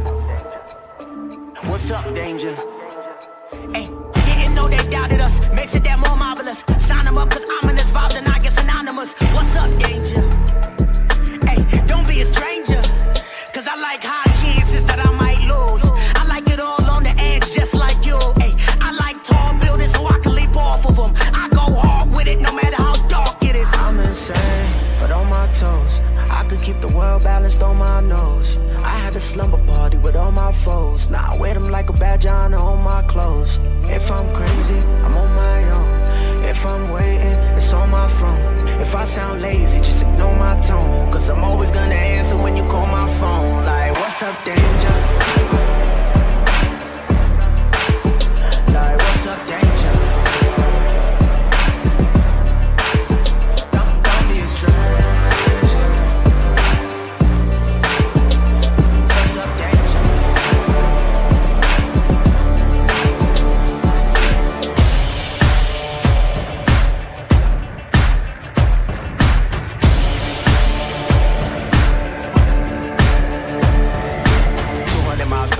Blindfold on. Mama always asking where did I go wrong. What's up, danger? What's up, danger? Travel 200 miles, I'm knocking at your door. And I don't really care if you ain't done wrong. Come on, what's up, danger? Don't be a stranger. I like it when trouble brews, I won't dare change. I like it when there's turbulence on my airplanes. I like it when I sense things that I can't see yet. Swimming with sharks when they ain't feed yet. Cause I like high chances that I might lose. I like it all on the edge, just like you. Ay, I like tall buildings so I can leap off of them. I go hard with it no matter how dark it is.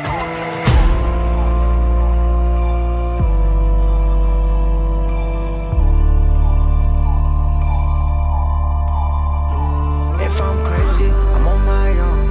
If I'm waiting, it's on my throne. If I sound lazy, just ignore my tone. Cause I'm always gonna answer when you call my phone. Like, what's up, danger? Like, what's up, danger? Can't stop me now. I said I got you now. I'm right here at your door. I won't leave. I want more.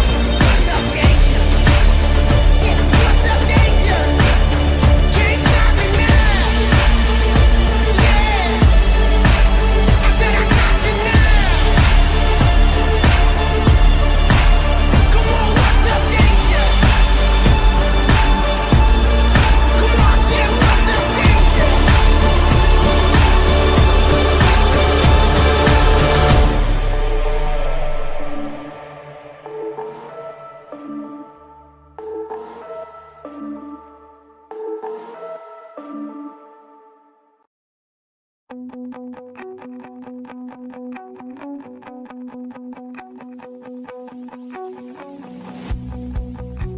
I am Black Business. From the moment I wake until the time I sleep. Yes, I am Black Business. I am Black Business. Tell me, are you Black Business? I am Black Business. Do you support Black businesses? Listen, I support Black business because I am Black business. Black Business Expo, one of the largest business showcases in the history of Black business in the world. The world! Sign up today at www.blackbusinessexpousa.com or call 919-308-9090. I am Black business.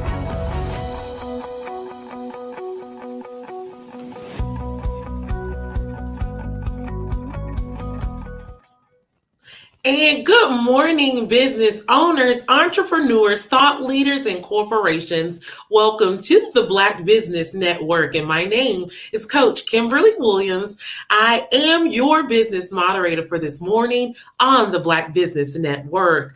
The Black Business Network is a 24-hour business network showcasing Black businesses, business owners, entrepreneurs, and thought leaders worldwide.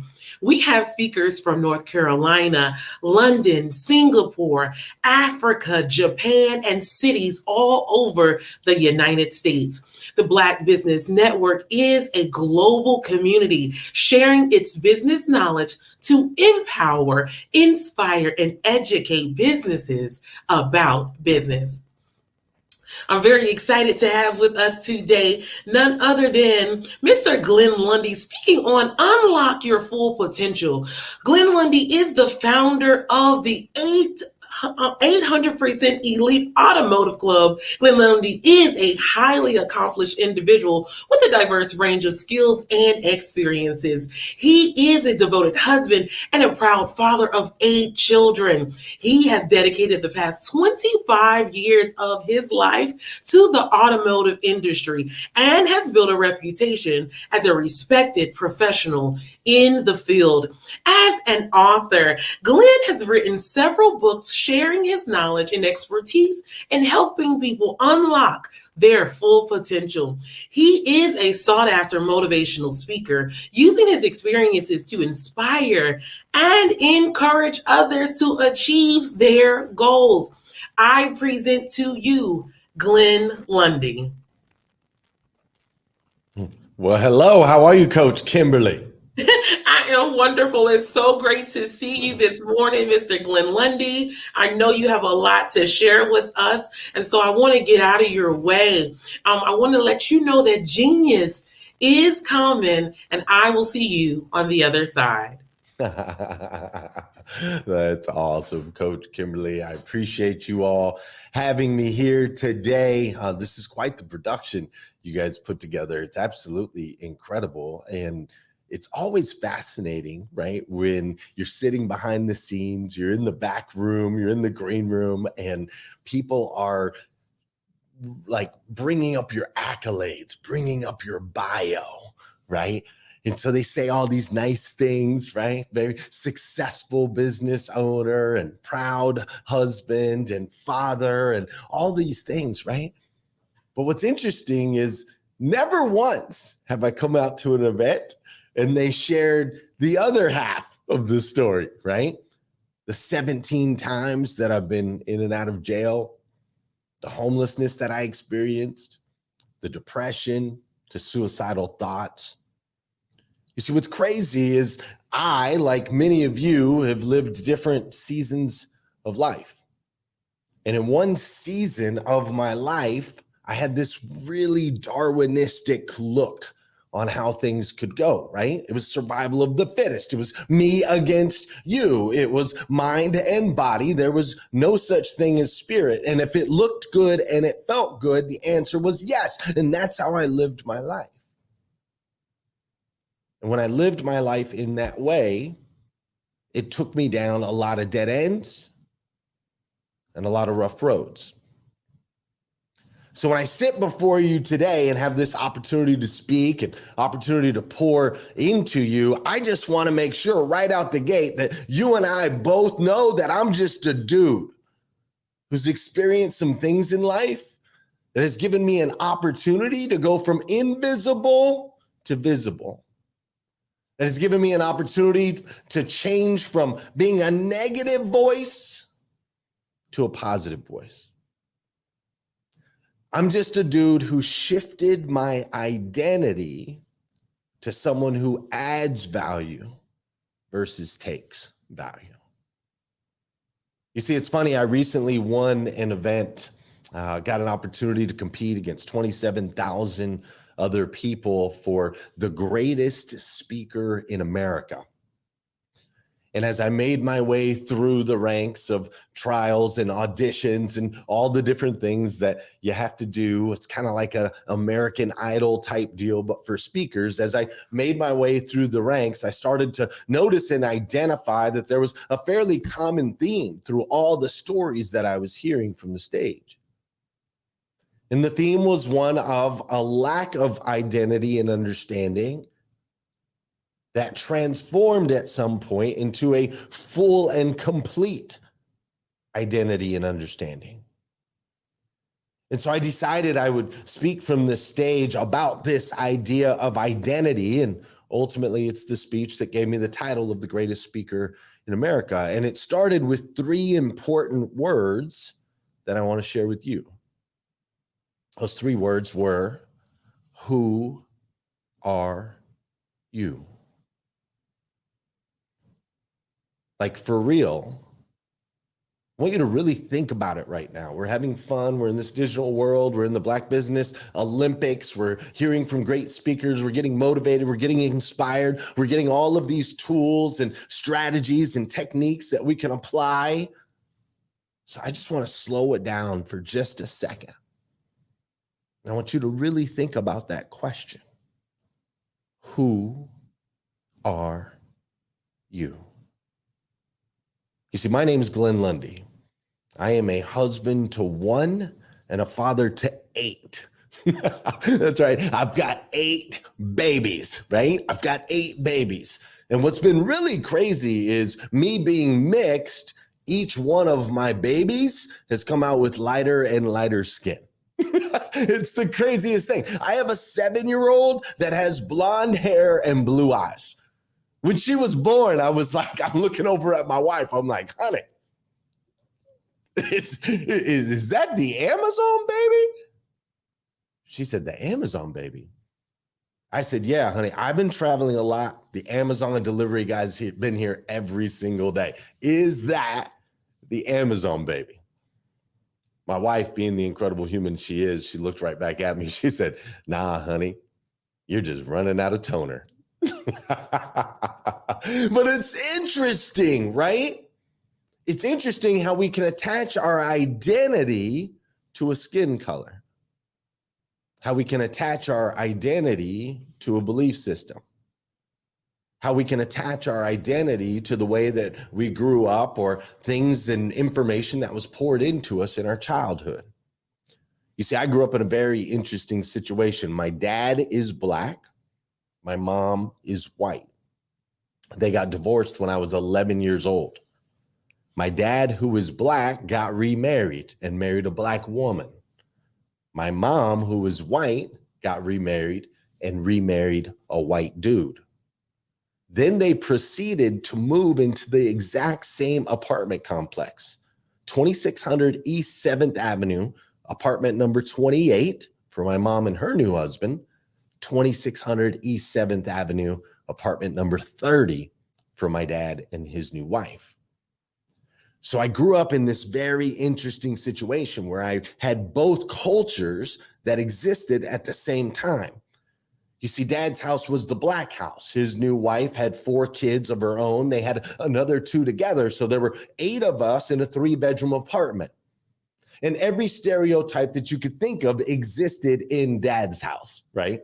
Like there was sports on the TV at all times. It was loud and we was cooking up collard greens and drinking Kool-Aid and listening to gospel music and hip hop and Motown. And Mom's house was the White House.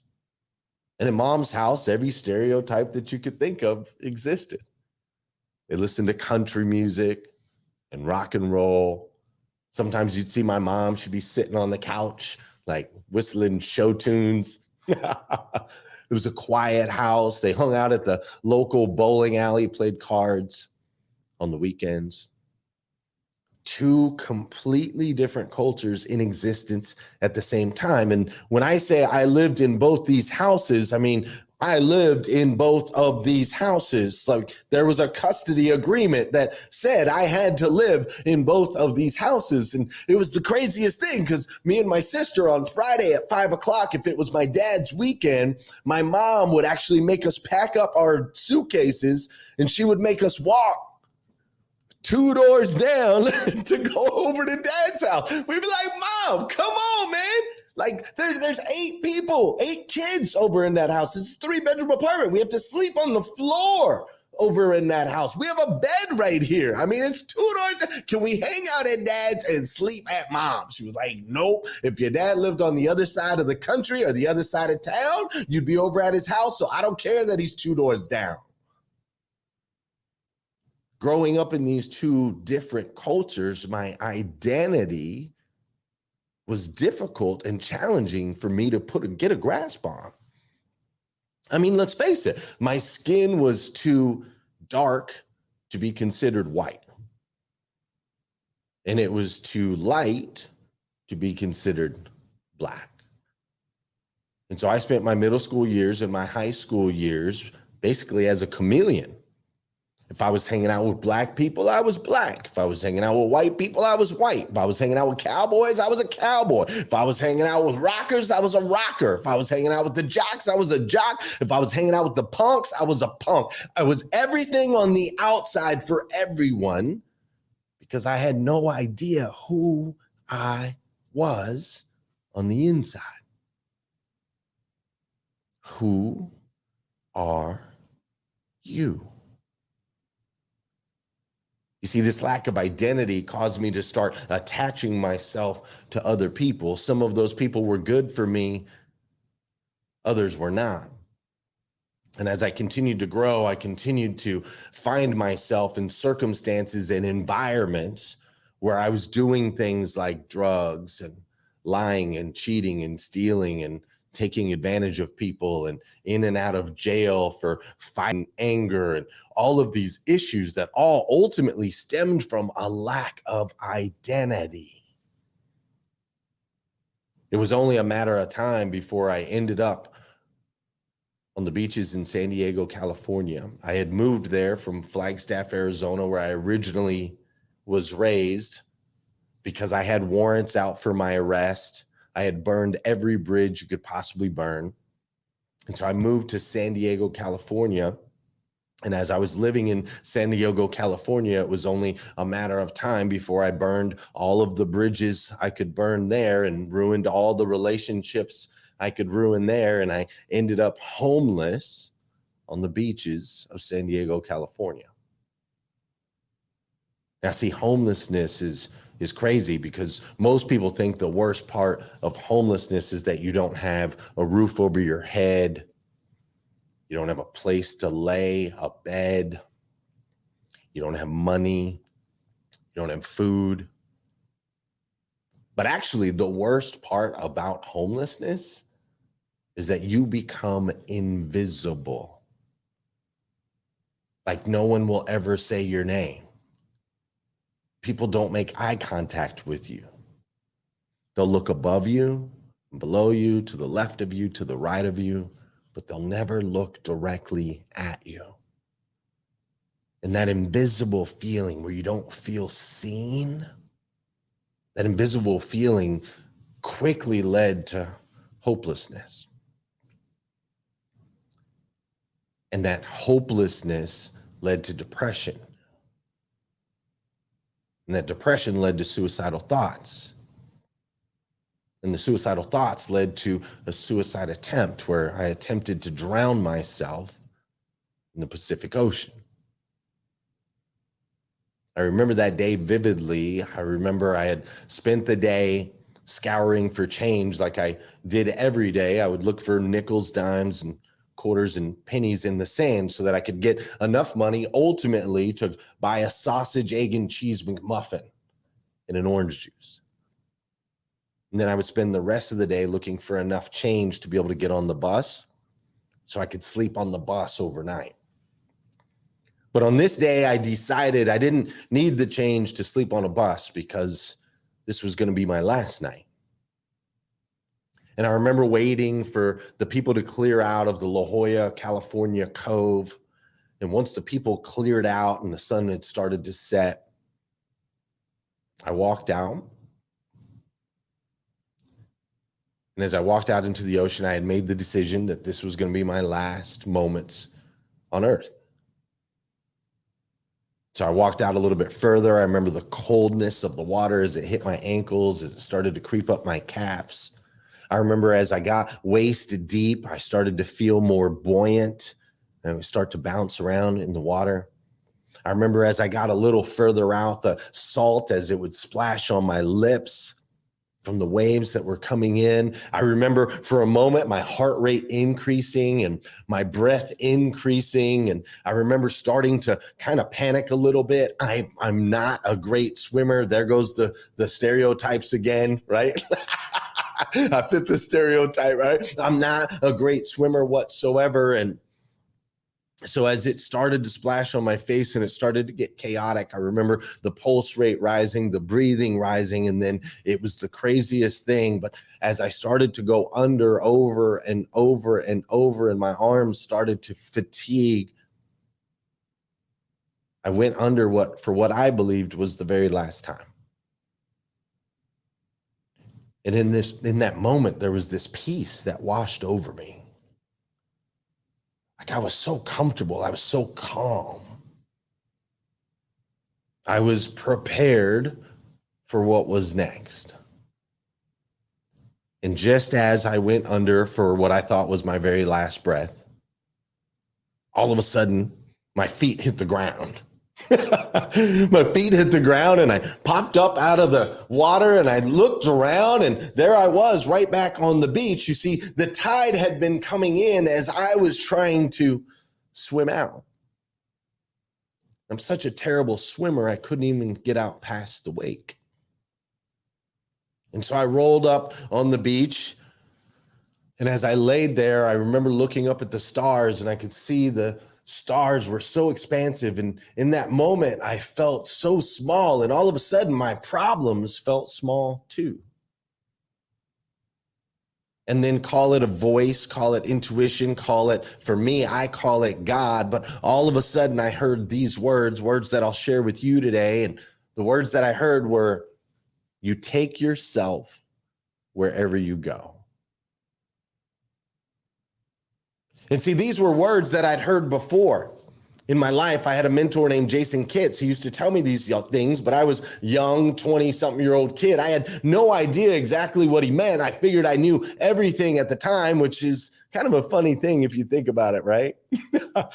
In my 20s, I feel like I knew everything. In my 30s, I realized I knew some things. And now that I'm in my 40s, I realize I know nothing. Something tells me you can align with that. But I thought about these words, you take yourself wherever you go. And I started to look back at my life and started to realize that, hey, I had lived in different cities and I had different friends. I had gone to worked in different businesses and hung out in different bars and had different girlfriends, and all these things were different on the outside. There was only one thing that had been constant in every negative situation in my life, which was me. You take yourself wherever you go. Well, that opened up the question. If I take myself wherever I go, then who am I? And if the reality is I'm actually the catalyst for all the negative things that have happened in my life, does that mean that I can be a catalyst for good things in my life? Does that mean that you can be the catalyst for good things in your life?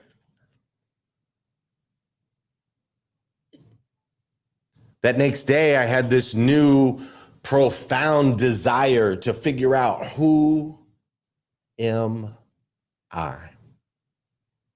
And so I started seeking understanding, and the way that I learn and the way that my brain works is if you want to move forward, you have to look back. And so I started looking back and trying to discover where I came from. And this led me down a spiritual journey. I studied Scientology for 6 months. I studied Catholicism. I studied Buddhism. I studied all these different things. And ultimately, for me, I found the story of Jesus Christ and Christianity was my path to spiritual understanding. Now, once I had spiritual understanding, it unlocked a third dimension. You see, remember before I told you when you live mind and body, it leads to dead ends. But when you live mind, body, and spirit, now all of a sudden everything becomes expansive. We go from if it looks good and feels good, the answer is yes, to if it looks good and feels good and is good, the answer is yes. Fast forward a few years, and I remember getting a phone call. I got a phone call, and on the other end of the line was my mom, and she was highly, highly, highly upset. She said, JR, that's what they used to call me. I'm Junior, right? Glenn Jr. She said, JR, your grandfather is about to die. He's only got moments left to live. There's a cancer that he's been battling, and they opened him up for surgery. And when they opened him up for surgery, the cancer spread like crazy, and he's fading fast. You need to get out here. Now, see, you have to understand, when I got this call, my grandfather is 6'2", 220 pounds, strapping man, had been married to his wife for 49 years at the time. He was a military man through and through, fought in multiple wars, was the president of the Republican Society of the American Legion. He was the picture of a patriot. I never once saw my grandfather not wearing a shirt and tie. Pressed, crisp, clean, dapper. He was someone I truly admired, someone who truly knew who he was. And so to hear that my grandfather was going to pass away obviously was a devastating blow. I did everything in my power to get back from where I was now living in Kentucky to where he was dying in Arizona. And it took me a day and a half to get there. It took me a day and a half to get there. And when I arrived, I hoped, is he still alive? Like, is he still around? And my mom was like, yeah, he's still alive. He's hanging on just barely, but you can go see him. When I walked into the room to see my grandfather, there was a man laying on the table. There's a man laying on the table wearing those gowns, you know, those gowns that have like the opening in the back. He had that gown on, and there were tubes going in and out of every orifice of his body. His skin was pale and translucent and falling off of the bone. The man on the table couldn't have weighed more than 120 pounds. His eyes were sunken in with very little, if any, life. He was alive, but I didn't recognize the man on the table. Fast forward, it took another 24 hours before the final relative arrived. My Aunt Julie came in from Florida, and it was now 2.5 days since I got that initial phone call where my mom said my grandfather had moments left to live. 2.5 days later, the final family member arrives, and we're standing in a semicircle around my grandfather's bed. And obviously there's tears and there's emotion, and we're talking, and all of a sudden my grandfather says, Everett is my stepdad. Everett, come tell me my favorite joke. As soon as he said it, we all knew my grandfather, like I told you, he's a military man. And so he used to love dirty jokes, and he would always surprise people with this clean, dapper look and image. And he would always have these dirty jokes that would catch you totally off guard. And so when he said, come tell me my favorite joke, we knew right then what was about to happen. And so my stepdad walks over, leans down. He says, Al, that's my grandfather. He says, Al, what do you call Moby Dick's father? And my grandfather cracks a little smile. He says, whatever. My stepdad says, Papa Boner.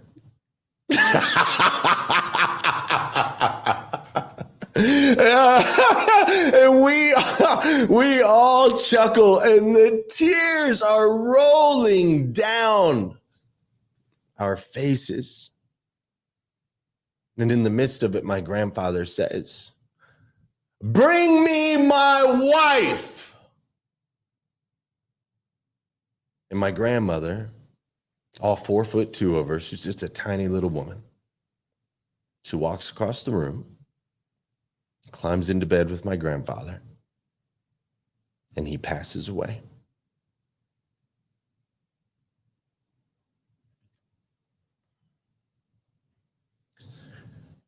Now, I learned two things from that experience. The first thing that I learned from that experience is that we are spiritual beings. Science cannot explain to me how my grandfather, who had moments left to live, was able to wait 2.5 days until the last family member arrived. He was able to get told his favorite joke and die with his wife of 49 years in his arms. Science can't explain that. The second thing that I learned from that experience is we are most comfortable in life right before death. Because you see, there was a moment just before my grandfather passed away, as he was getting told his favorite joke and wrapping his arms around his wife, there was a moment where all of a sudden I recognized the man on the table. It was like his body had filled back up. You could tell all the pain had gone away. The light was back in his eyes. He was alive and he was comfortable, and I recognized it because I too was comfortable just before the moment of death in the Pacific Ocean off the coast of San Diego, California. And then I started to really look at this idea, and I started to notice that there are a lot of you, my friends, that are comfortable. You're comfortable in your relationships. You're comfortable in your business. You're comfortable with the amount of money you've got in your bank account. And for me, that's a very scary, scary place to be, because we see it over and over again. When people get comfortable in relationships, what happens? Relationships fall apart. When an athlete, a professional athlete, works their tail off to get to the league, and then they get to the league and get comfortable, what happens? Somebody comes in and eats their lunch. This is why we see players like Michael Jordan or Kobe Bryant, the greats. They're constantly pushing themselves into uncomfortable situations, sleeping less, working harder, doing all of the things that the others won't do, because they understood you're most comfortable in life right before death. And I don't know about you, friend, but I'm not ready to die yet.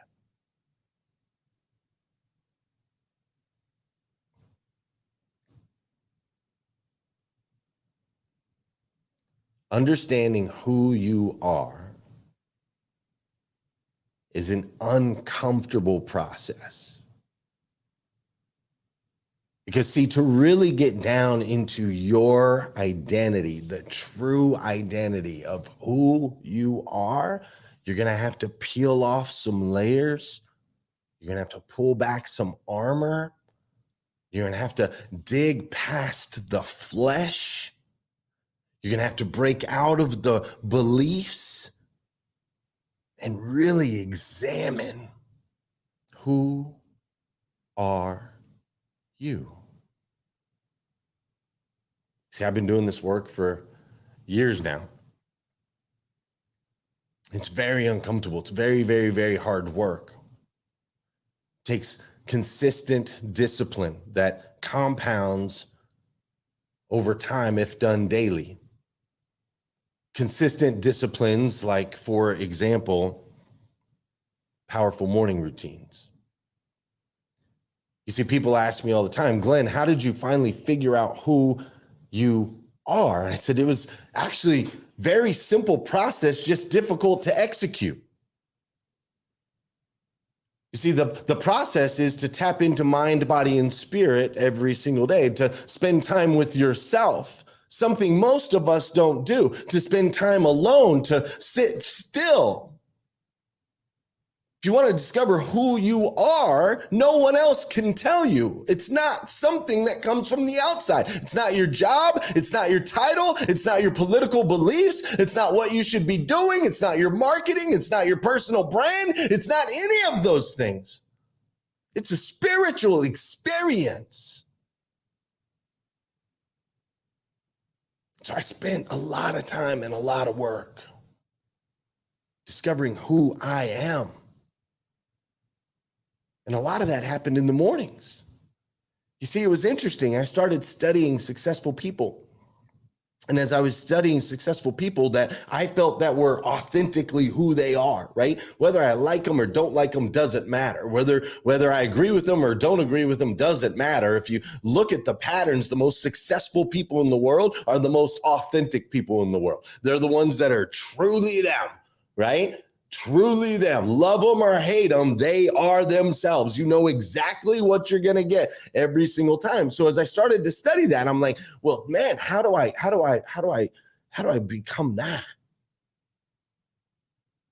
How do I strip away the victim mentality? How do I strip away the limiting beliefs? How do I strip that away and really tap into the abundance that is the spiritual experience on this thing called life? And so as I studied and found all these authentic people, what I found is they all had something in common. They all had a powerful morning routine, every single one of them. Now, what time they woke up was different, right? Some people say you got to beat the sun up, you got to catch the sunrises, you got to do all these things. Well, Beyonce has not seen a sunrise in 30 years. All right? She ain't seen a sunrise in 30 years. Her entire existence happens at night, man. That's when she works. That's when she performs. That's when she does what she does. She gets up at like 2 o'clock in the afternoon. Now, but what does she do that first hour when she wakes up at 2 o'clock in the afternoon? She spends time with herself. Mind, body, spirit. So I discovered this, right? And I started thinking, okay, great. What are the habits and the behaviors that they're performing to tap into mind, body, and spirit? And I'm going to share what I discovered with you. See, I discovered there are 5 simple steps to an extraordinary life. 5 simple steps to an extraordinary life. These are things you can do first thing in the morning to transform you personally and to transform your business. The 5 simple steps are this. Step 1, never hit the snooze button. The snooze button's the devil. It's Satan. How do I know it's Satan? Because it's selling you a lie. The snooze button says, and I quote, press me, sleep for 8 more minutes, and you will feel more rested. And we all know that's never happened. No one's ever hit the snooze button, groggy, wake up, hit the snooze button, turn around and sleep for 8 more minutes and then go, all right, yeah, now I feel amazing. It's never happened, not once. Never hit the snooze button. Number 2, don't touch your phone first thing in the morning. You see, this guy right here, this phone, man, golly, we've become so addicted to this tool right here that most people on this planet grab their phone first thing in the morning. You know what we used to do first thing in the morning? We used to go pee first thing in the morning. That's what we used to do. Now we don't even pee first anymore. You got to grab your phone just to go to the potty. I got 8 kids. You got to grab your phone just to go to the bathroom. And here's the problem with that. When we grab our phone first thing in the morning for emails, text messages, notifications, social media, everything that this phone's going to deliver, first thing in the morning, when we go to it, we are handing our success, our results over to someone else. We're automatically infiltrating our mind and our brain with other people's thoughts and ideas. We're not spending any time on the foundation of all things, which is who are you? You see, you are the catalyst, not anybody on the outside. You are the catalyst. So don't touch your phone first thing in the morning. That's step 2. Step 3, gratitude and goals. You need to write down the things that you're thankful for, and then we're going to write down the things that we're reaching for. Now, that sounds like 2 steps, right? But I believe it's 1, because I know that you've been told that you need to write down your goals. You've heard that before. You've heard it before 100 times, and yet 95% of the people, 95% of adults still don't write down their goals. I believe that's because writing down goals by themselves can actually become a negative experience. It can be detrimental to your mindset. I wish I had a bigger house. I wish I had more money. I wish I was better looking, right? Creates a negative experience. Whereas if we start with gratitude, I'm grateful I have a roof over my head. I'm grateful my bills are paid. I'm grateful I woke up today. I'm alive and I am healthy. And then we reach for the house. We reach for more money. We reach for a better physique. That's a positive experience versus a negative one. So step 3 is gratitude and goals. Step 4 is take care of the physical. Listen, an object in motion tends to stay in motion. An object at rest tends to stay at rest. So I need you to get moving. If you just wake up early and just sit, you're going to fall back asleep is what's going to happen. We got to get moving. And I don't care if you crawl, you walk, you run, you golf, you play basketball, you play baseball, you play cricket. I don't care what the heck it is. It don't matter to me what you do. I just need you to get moving. Now, once you've completed step 4, you're going to be vibrating at such a powerful frequency. The energy that you have inside is now going to be ready to burst outside of you. And what I need you to do is step 5. Step 5 is send out an encouraging message. I don't care if it's a Facebook message, a text message, you call somebody, you whisper sweet nothings into your children's ears, you put a sticky note up on the wall for your spouse. I don't care how you release it, but we want to release this positive energy that you've created, that you've converted out into the universe. Because here's the thing about energy, right? Energy cannot be created, nor can it be dissipated. It can only be converted.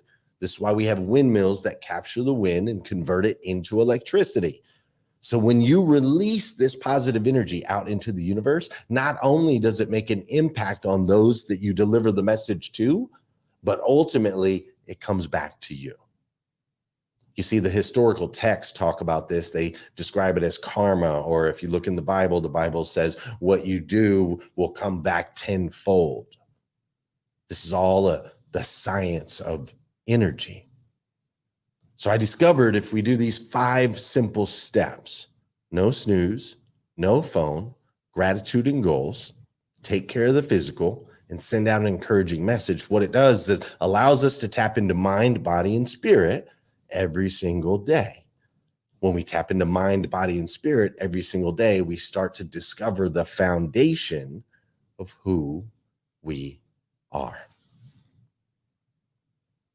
So listen, I came to you today because I know that you have a desire, if you are in this room, to unlock your full potential. And though I might not know you, I know you. I know that you know there is more there. And the only way to truly unlock your full potential is to have a full understanding of your identity, who you are. You see, once I got through these seasons of my life and started doing the morning routines and started stepping into who I was able to step into a car dealership in Paris, Kentucky, population 9,600 people. It was a tiny little dealership, had been there 50 years. And with the guidance of an incredible mentor who became my best friend, an incredibly talented individual, with his guidance and an amazing team of people around me, we were able to grow that dealership 800% in 6 years. 800% in 6 years, making it the second largest used car franchise dealership in America. And this was in a town, a tiny little town, population 9,600 people. We had every excuse in the world to stay small, every excuse in the world to stay average. We had every excuse in the world to not reach our full potential. But what we refused to do was lose sight of who we were, our identity. And we believed on the inside, we believed without a doubt that there was more there, that we could actually make a positive impact in a negative industry, an industry that has so many stigmas associated with it. The used car salesman, the lying, the cheating, all the things. We knew that if we could inject positive, if we could inject good, if we could inject spirituality into such a dark space, we'd be a bright, shining light and we could make an impact. The economy told us we couldn't. The population said we couldn't. The industry said we couldn't. We said we could. And we did. We grew 800%. Fast forward, I was sitting in the office across from my boss one day, and he says some words to me that triggered, call it a thought, call it conscious, I call it God. But it triggered a powerful conversation that happened in my mind. God came to me and he said, Glenn, you can stay right here where you are for the next 10 years and everything will be amazing. You'll have the white picket fence. Your wife and your kids will be happy and healthy. Financially, you'll be great. You can stay exactly right where you are. Or you can follow me and see how far we can go. And in that moment, at the peak, at the pinnacle of my career, I decided to walk away. To walk away and put myself in an incredibly uncomfortable position. My wife was pregnant with our 7th child at the time. It was an incredibly uncomfortable decision. And something tells me that there are some of you in this room that are sitting in comfortable spaces, and you know at some point you're going to have to make that uncomfortable decision to truly unlock your full potential. My guess is there's someone here in this room right now that God is calling you to more, calling you to step out of the boat and into the waters. And I want to stand before you I want to stand before you and empower you and challenge you to take that step, to make that investment in the business that's scary, to expand into areas that are far beyond that which you've experienced, which you know, which you're comfortable in.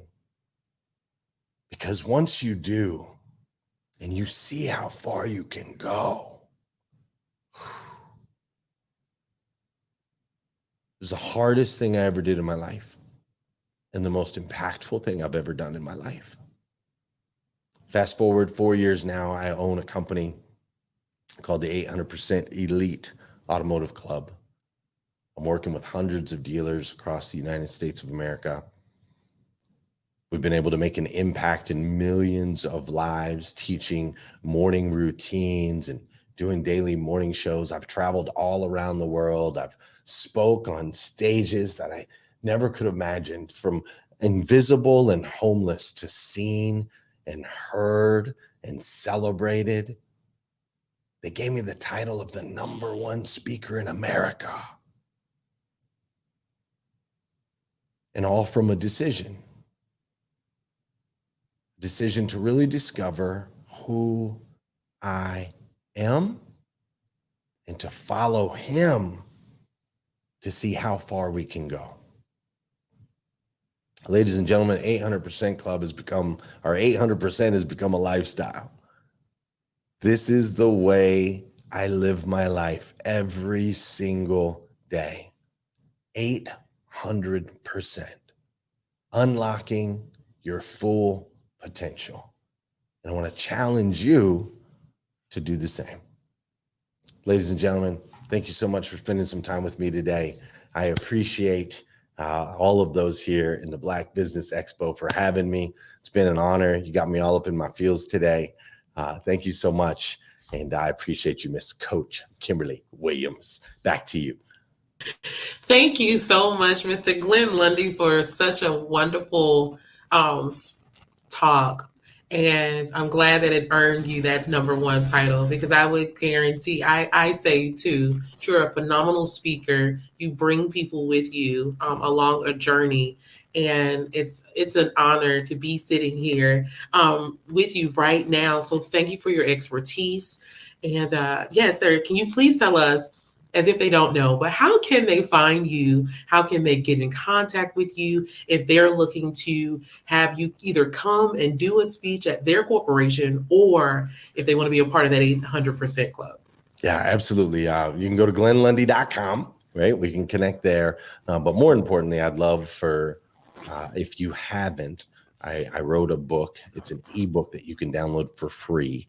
It's themorning5.com. 5 simple steps to an extraordinary life. And so if you need help in the world of morning routines, go to themorning5.com, download the free ebook. You can read it in less than an hour. It'll tell you a little bit more about me. It'll allow us to connect. It'll be a great way for me to be able to serve you. And then I'd love to connect from there. Awesome. Again, thank you so much for coming here with us at the Black Business Network for the Black Business Expo Speaker Olympics. You have been phenomenal, and genius is common. I'll see you on the other side. Thank you.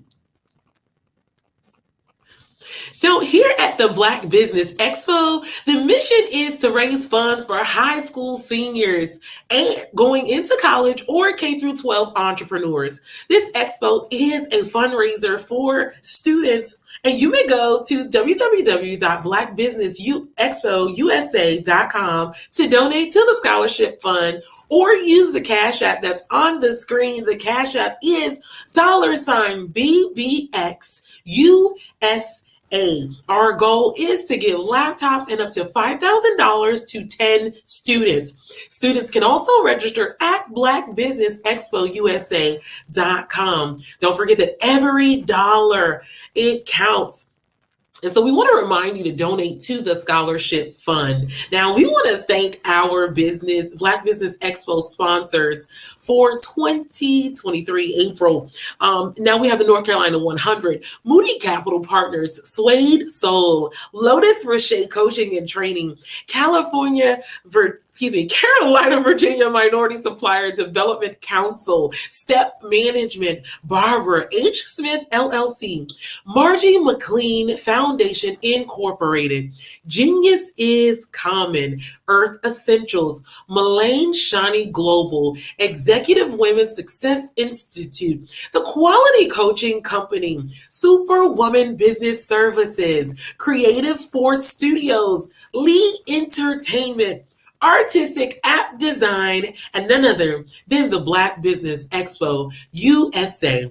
Genius is common, and I will see you on the other side.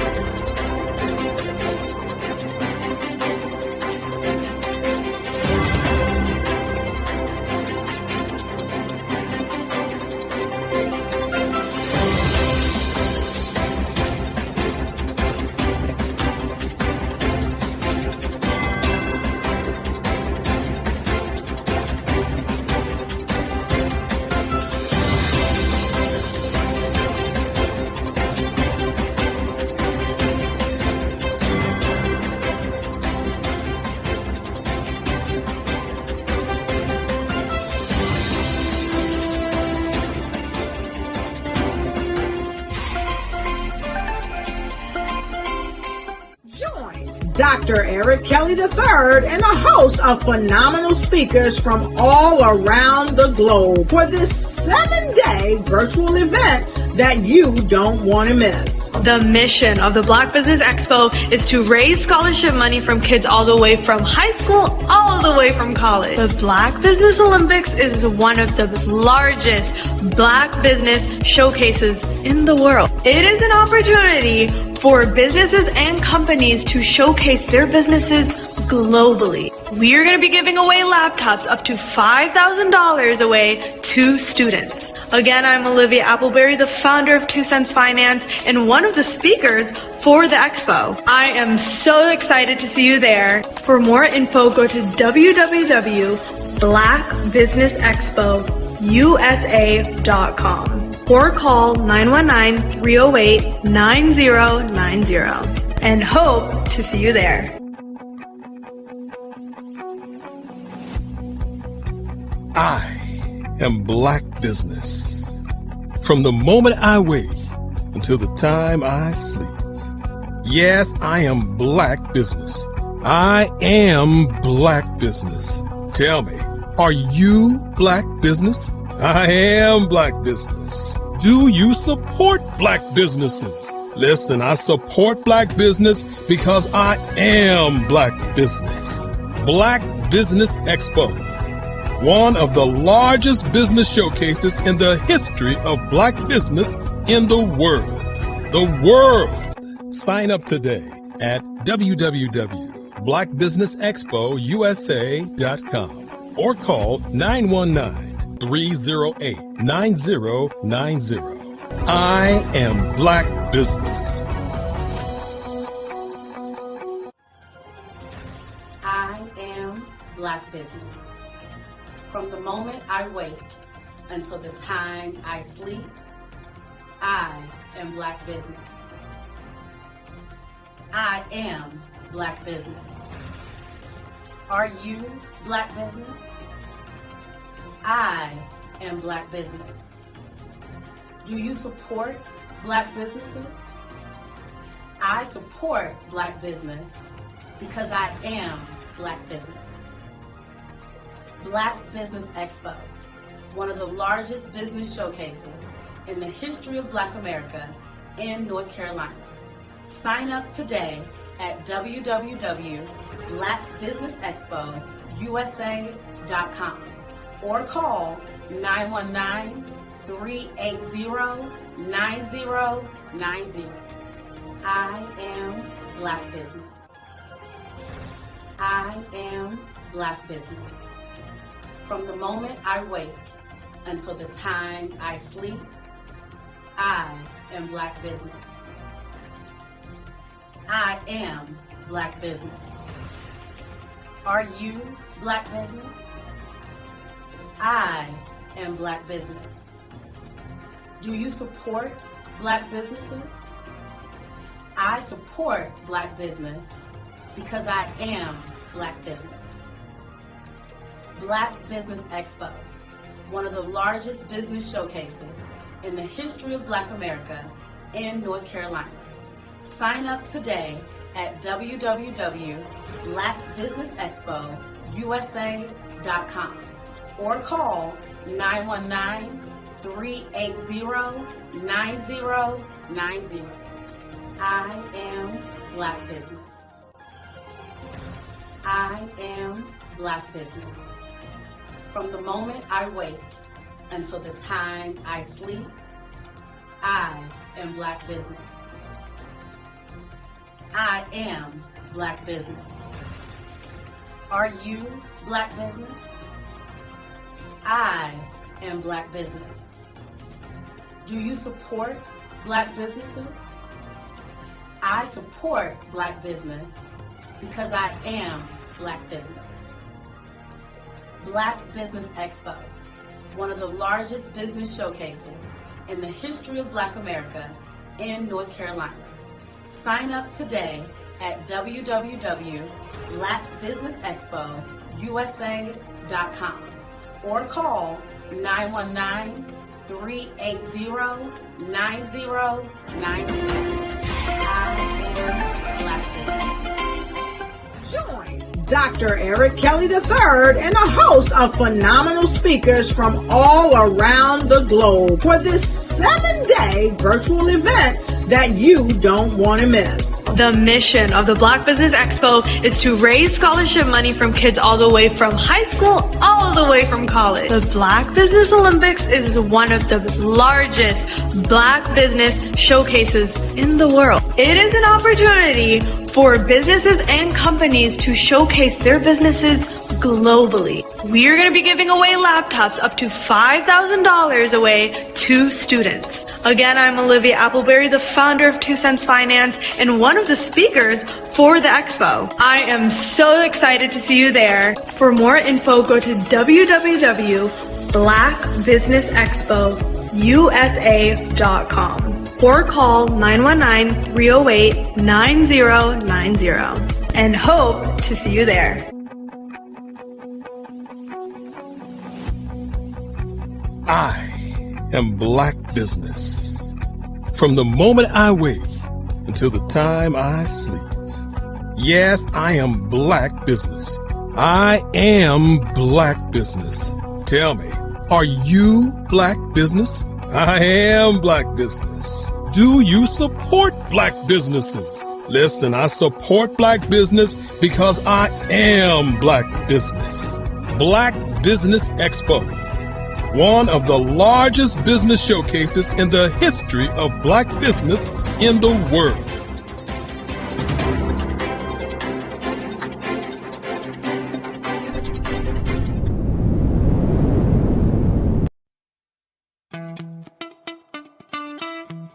How many times have you been asked to help someone you didn't even know, a student, a business entrepreneur?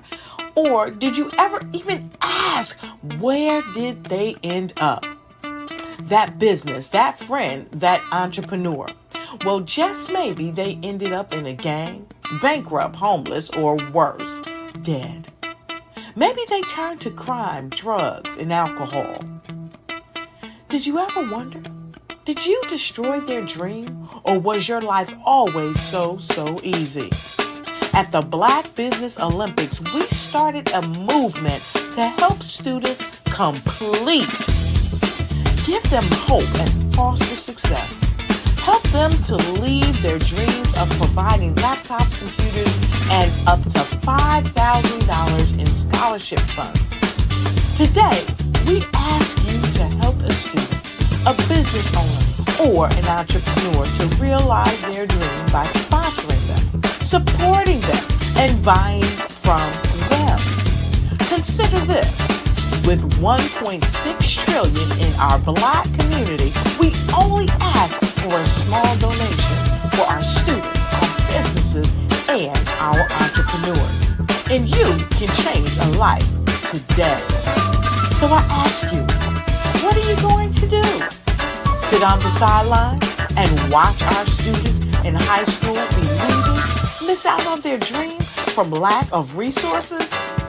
Or are you going to donate to the movement and change their future and yours as well? Give us a call today at 919-308-9090. Change their life by investing with action to the Black Business Olympic Fund. The Black Business Olympics, one of the largest business showcases of Black business in the history of the world.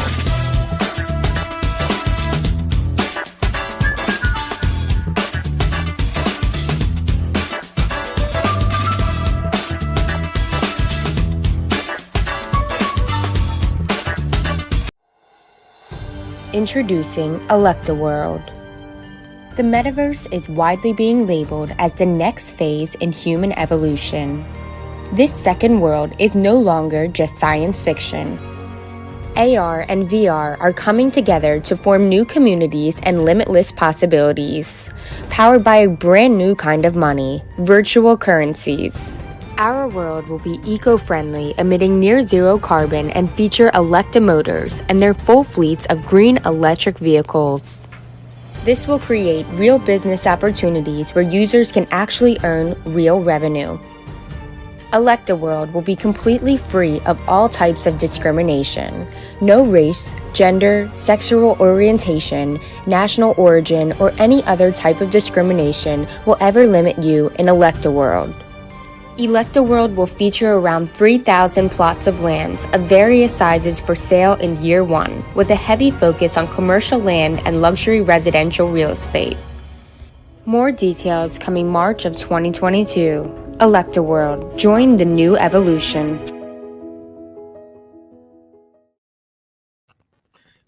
And thank you so much. And good morning again to all of the business owners, entrepreneurs, thought leaders, and corporations.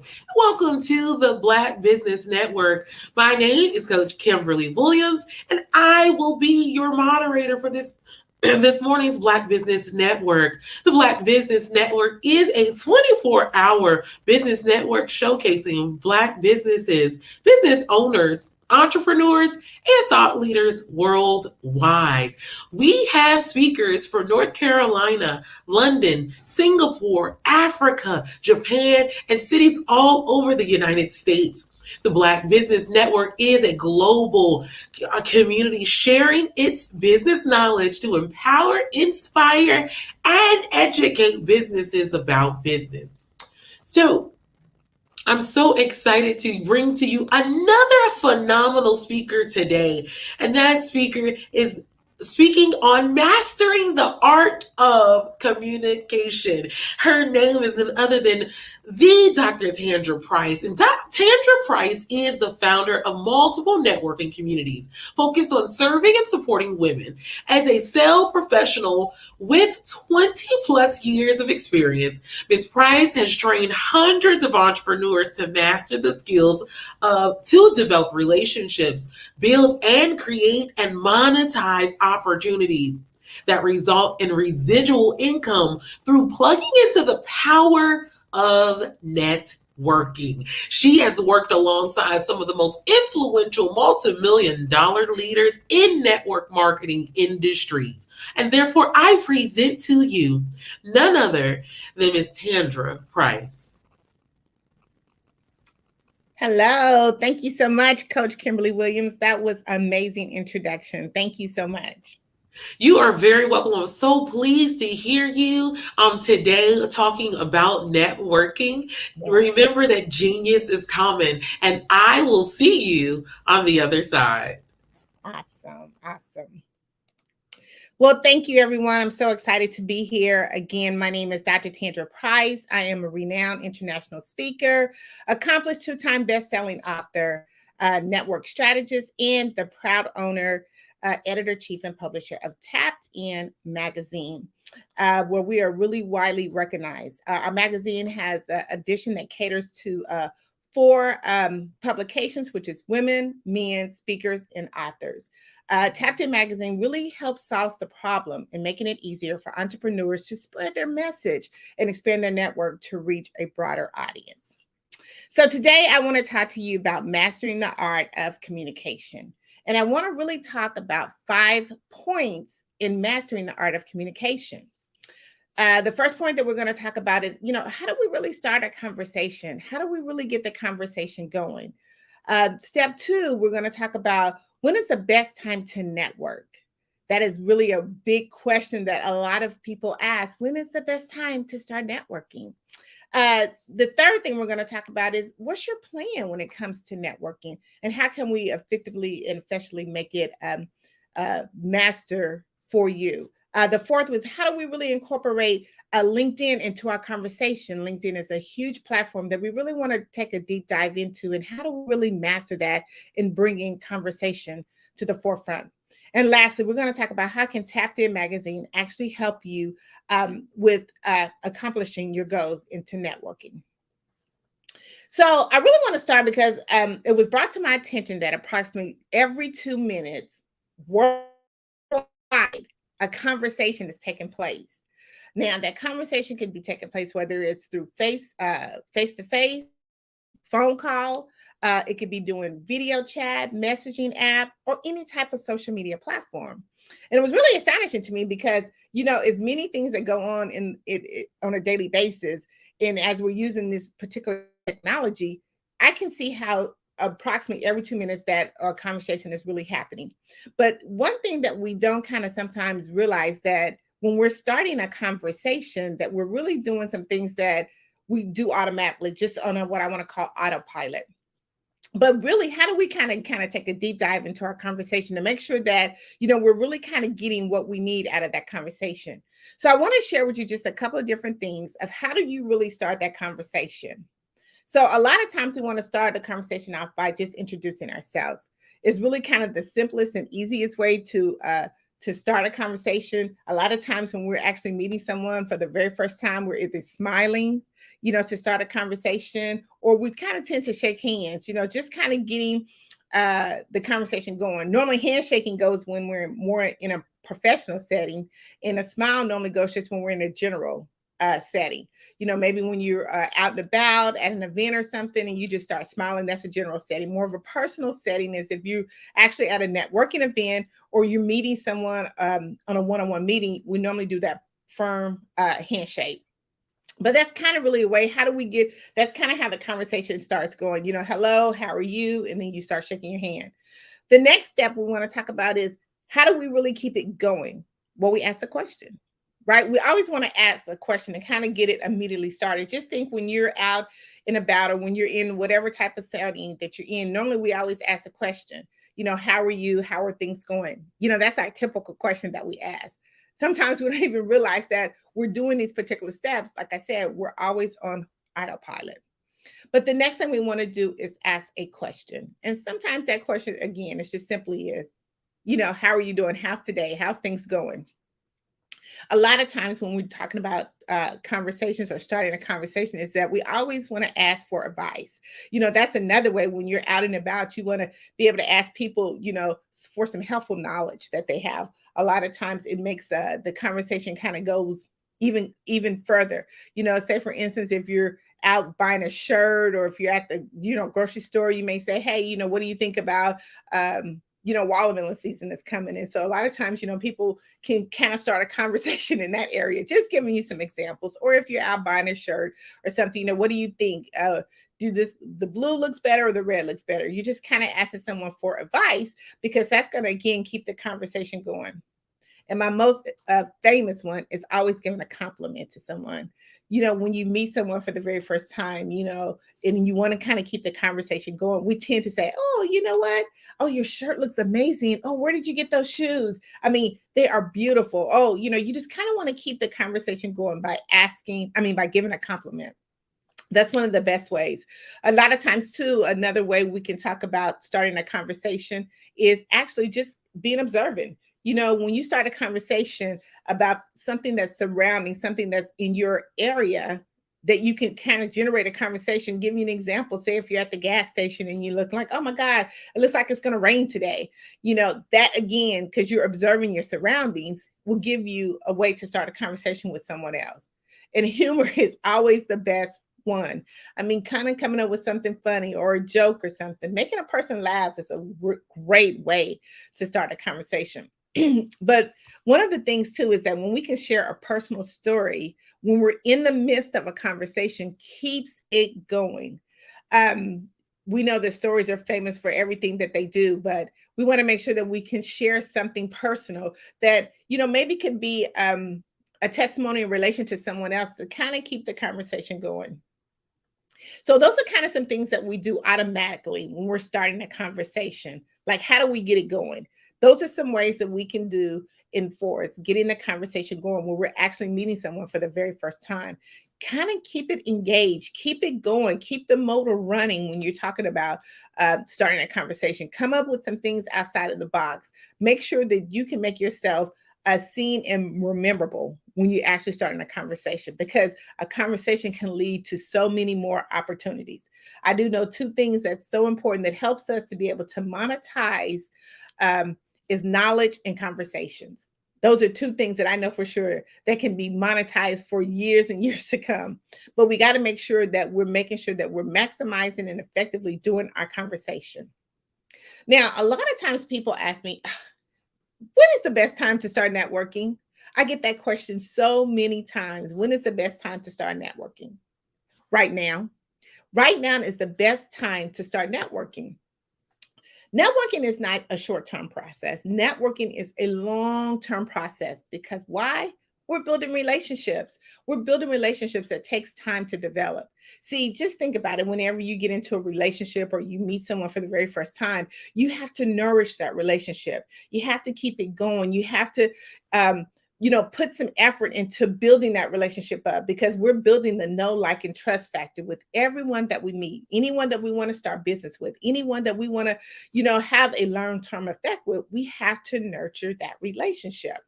See, networking, it's always going to be there because we're always having a conversation every day. Remember, the very first step is how do we start a conversation? Approximately 2 minutes. There's a conversation happening every day. So just think when you're talking about networking, it's the same way. We're networking every day. We're constantly meeting someone every day. We're starting conversations every day. So we got to think about when we're talking about networking that it's not short term, it's long term. We are building relationships. And that's the key to monetizing what we do. The monetizing and plugging into the power of networking is to build the relationships. See, because what happens is when we build these relationships, we're increasing our visibility and credibility. Every time that you're out talking about what you do, who you are, introducing yourself, you're increasing your visibility and credibility within what you do. Because 9 times out of 10, when you're getting into a really good conversation, a good, juicy conversation, the question is, what do you do? And you're saying, I'm glad you asked. And therefore, the conversation keeps growing and keeps continuing. Now we're in that nurturing process of our conversation because now someone's taking the time to want to know what you do. And now you can start building the relationships on that. When we talk about networking, it gives you an opportunity to collaborate. See, this year, 2023 is all about collaboration. We should be trying to collaborate with more partners than ever.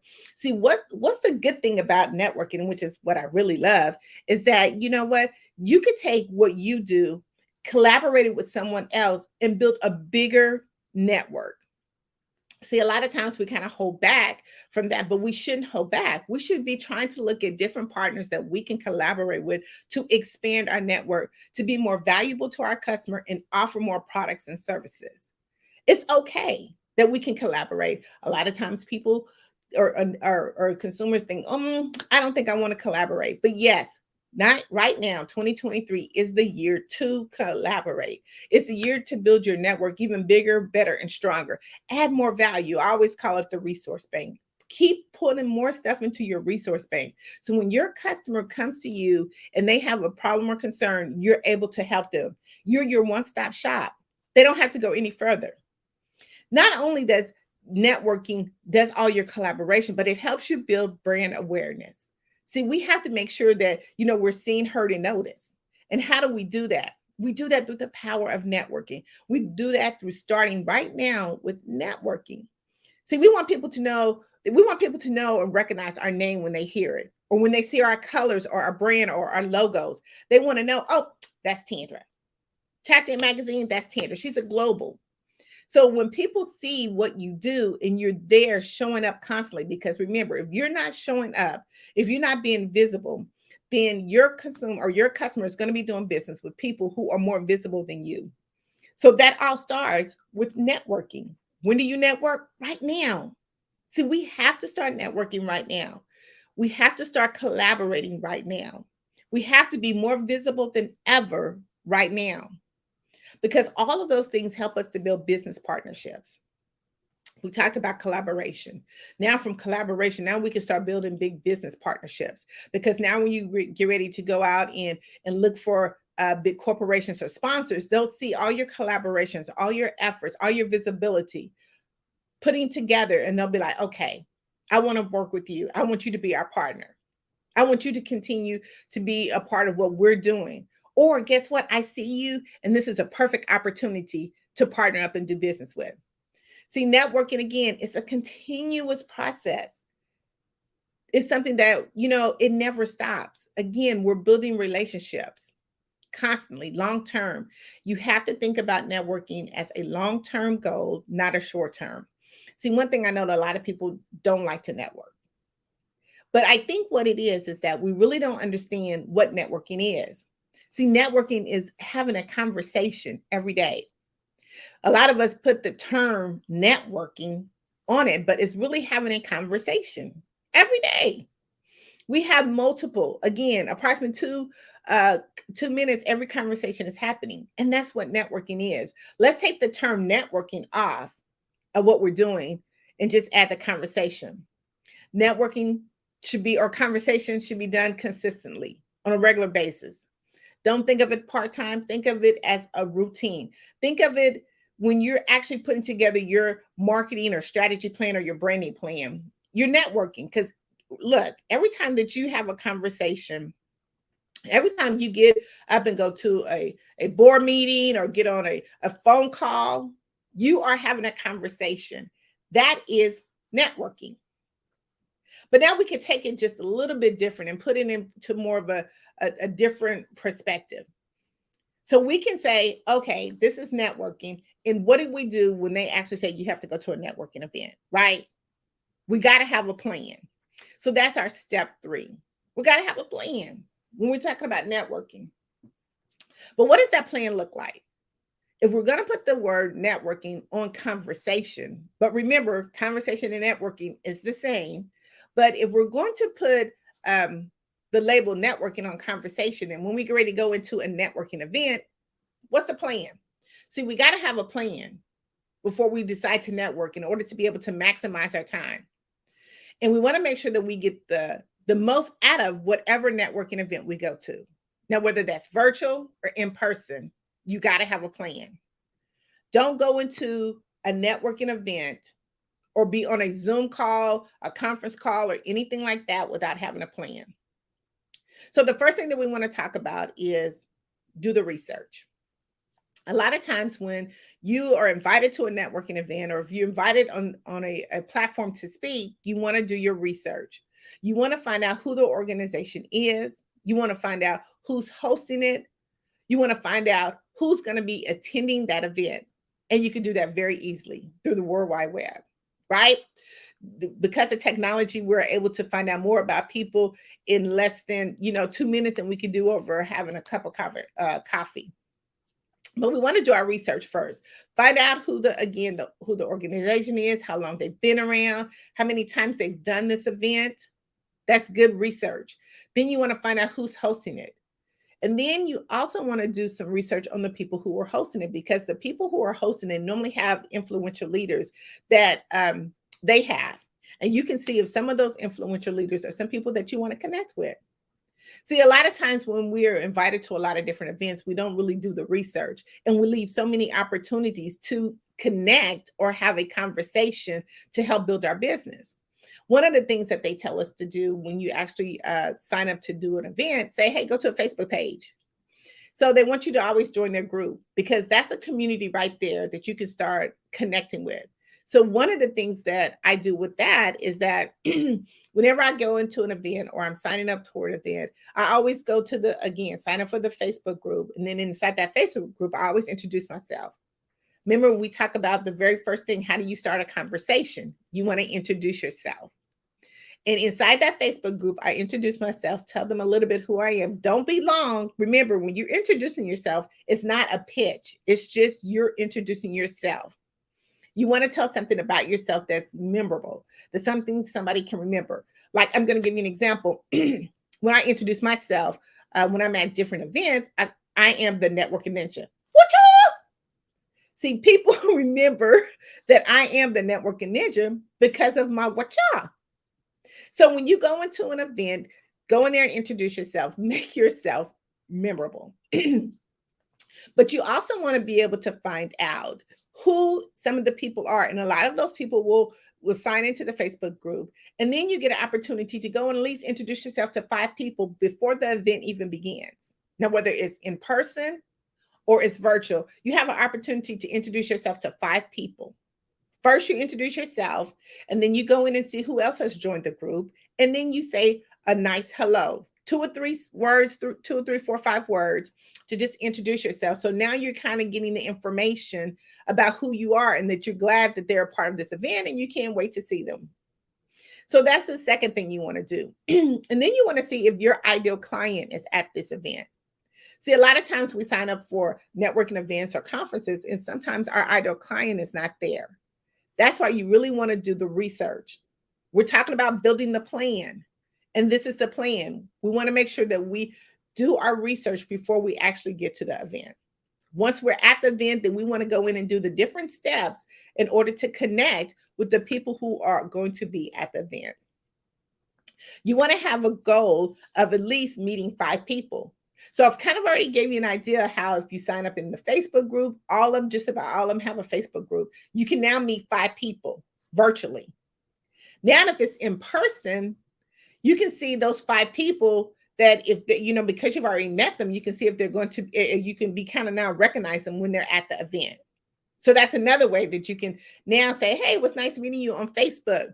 I'm glad you're at this event. And now you can kind of exchange some information because now you've already kind of got over the hump. A lot of people feel a little bit kind of unease when they actually go into a networking event because they have to get over that hump of kind of awkwardness, or what do you want to say, break the ice.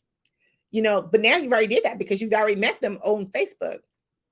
So you want to make sure that you do that. And then you also want to make sure that you have a follow-up plan. So now that you've met these people, whether it's virtually or in person, you want to have a follow-up plan to have a one-on-one with them. And even in the Facebook group, when you actually met them and they've responded back to you, you can say, oh my God, it would be so awesome to maybe set a one-on-one appointment with you to get to know a little bit more about what you do in your business. Real easy.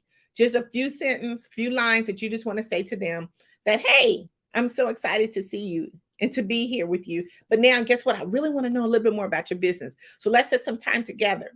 That's the follow-up plan. So I want to make sure before we go on to the next step that we kind of came up with a plan. The plan is we want to do research on the organization. You have to do research on the organization to make sure that it's a great fit for you to be spending your time there. When we talk about networking and going to networking events or having conversation, we want to make sure that we're maximizing our time and that we're in the right space. So make sure that you do your research on the organization before you get there. Find out who the hosts and the co-hosts are. Do some research. Look them up on LinkedIn. Look them up on Facebook. Look at some of the social media things that they are maybe tied to see who are their influential leaders as well. Who are people that follow them? You want to follow up with that. Then you want to set a goal to meet at least 5 people. Set a goal to meet 5 people when you're at virtually or in person. I want you to set a goal to meet 5 people. And after that, I want you to make sure that you have a follow-up plan, a way of connecting with them. See, a lot of times, 80% of people that go to networking events, whether they're virtually or in person, lose so much money because they don't follow up. They don't have a follow-up plan. If you're virtually, it's very quickly because you're already on the internet, just set an appointment. If you're in person, it only takes real quickly. Hey, you know what? Why don't we connect on Facebook so we can set up a time to maybe do a one-on-one? Or I would like to get to know more about what you do. See, because when we go into a networking event, again, remember, we're not pitching. We're trying to be more of listeners to figure out what it is that they do. How can my business, support them? Or if my business can't, the best thing is giving a referral. So how can I be able to help this person that I'm now meeting with? How can I add value? How can I bring value to them? And you want to be able to listen, but you also want to be able to have a plan when you're actually networking. Now, when we talk about networking at in-person events, I always kind of like to talk about the type of people that are at networking events. Again, a lot of people think that networking is not for me. A lot of people don't like to do networking because they feel either unease, they're not in their comfort zone. But let me tell you, when you go to a networking event, the first thing that we should do is find out what kind of networker you are. How do we do that? When you go into a networking event, the very first thing, in-person networking event, the very first thing you want to do is do a 360 panoramic view of the room. A lot of times we go in there and there's so many people everywhere. Sometimes we get intimidated because there's so many people there. And especially if you go by yourself, it's really intimidating because you don't know which direction to go. So let me give you some ease at what you can do so you can find out what type of networker you are. So when you do the 360 panoramic view, there's a few networkers that you want to kind of feel if you're a part of that group. So the first one is attention grabbers. Now, I like to call these attention grabbers because these are the people in the room that's making so much noise. They're making so much noise. They're laughing. Their voice is at a high rate. They're the people that are more outgoing. You know, I don't want to say they just have so much energy, so much spirit. And there's a lot of people tend to be around them. Now you've come into the room. Let's visualize this. You come into the room. You've done a 360 panoramic view. Say over here in this particular corner, you have that attention grabber, the one that's making so much noise, that's outgoing. She has a lot of people around her. You know, she's making a scene kind of because people are there looking at her. And normally a lot of times when you see an attention grabber, it's like, what's going on? You know, you tend to want to go there because you want to find out exactly what's going on in that corner. But these are the people that thrive, for social interaction. And I call them the attention grabbers. Now, the second networker is your observer, or I like to call them the expert. These are people that kind of are in their own group, hands crossed normally half the time. And they're sitting kind of like, I don't really need to go network with that group because I'm kind of the person that knows it all. You know, they're the ones who's sitting there. Their circle is more closed, more intimate. There's not really a way to get in because these are people that kind of really feel that, listen, I kind of know what's going on. So I'm just going to sit back, watch everybody else do their thing. So then you have what we call the buffet eaters. So most people, believe it or not, go to networking events just to eat and drink. And these are the people that, you know, you can always find kind of, you know, at the bar, at the buffet, kind of more just eating, you know, not really wanting to have a conversation because they're more intent to what's on the meal. Because listen, these people are the type of networkers that want to know what the event is. They want to know if there's going to be food, free food and alcohol there. And if they are, then I call them the buffet eaters. Now you want to have, the next one is your walk or connectors. So these are people that are kind of just really walking around, kind of focusing on building relationships. They're trying to figure out, who do I really want to talk to? But I got to walk around to see exactly who's doing what. Remember, we're talking about observing the different networkers in the different groups. So you want to make sure that, you know, are you one of those walk arounders? I'm just going to walk around. I'm not going to put anything in my hand. I'm not going to have any business cards. I'm not going to have any drinks. I'm just going to walk around, you know, to just really get a feel for who's in this room and where I really want to network at. The next one is you have your goal setters. So these are people that they're focused. You know, they're focused on what they're doing. They're on a mission. You can't stop them. They're going to be having business cards in their hands. They're going to have a more serious look when you see them. And they're going to be all about, you know, setting that one-on-one appointment with you very quickly. And then they're going to be moving to the next person. So I've shared with you 5 different ways or 5 different networkers. You have your attention grabbers, your observers, or you want to call them experts.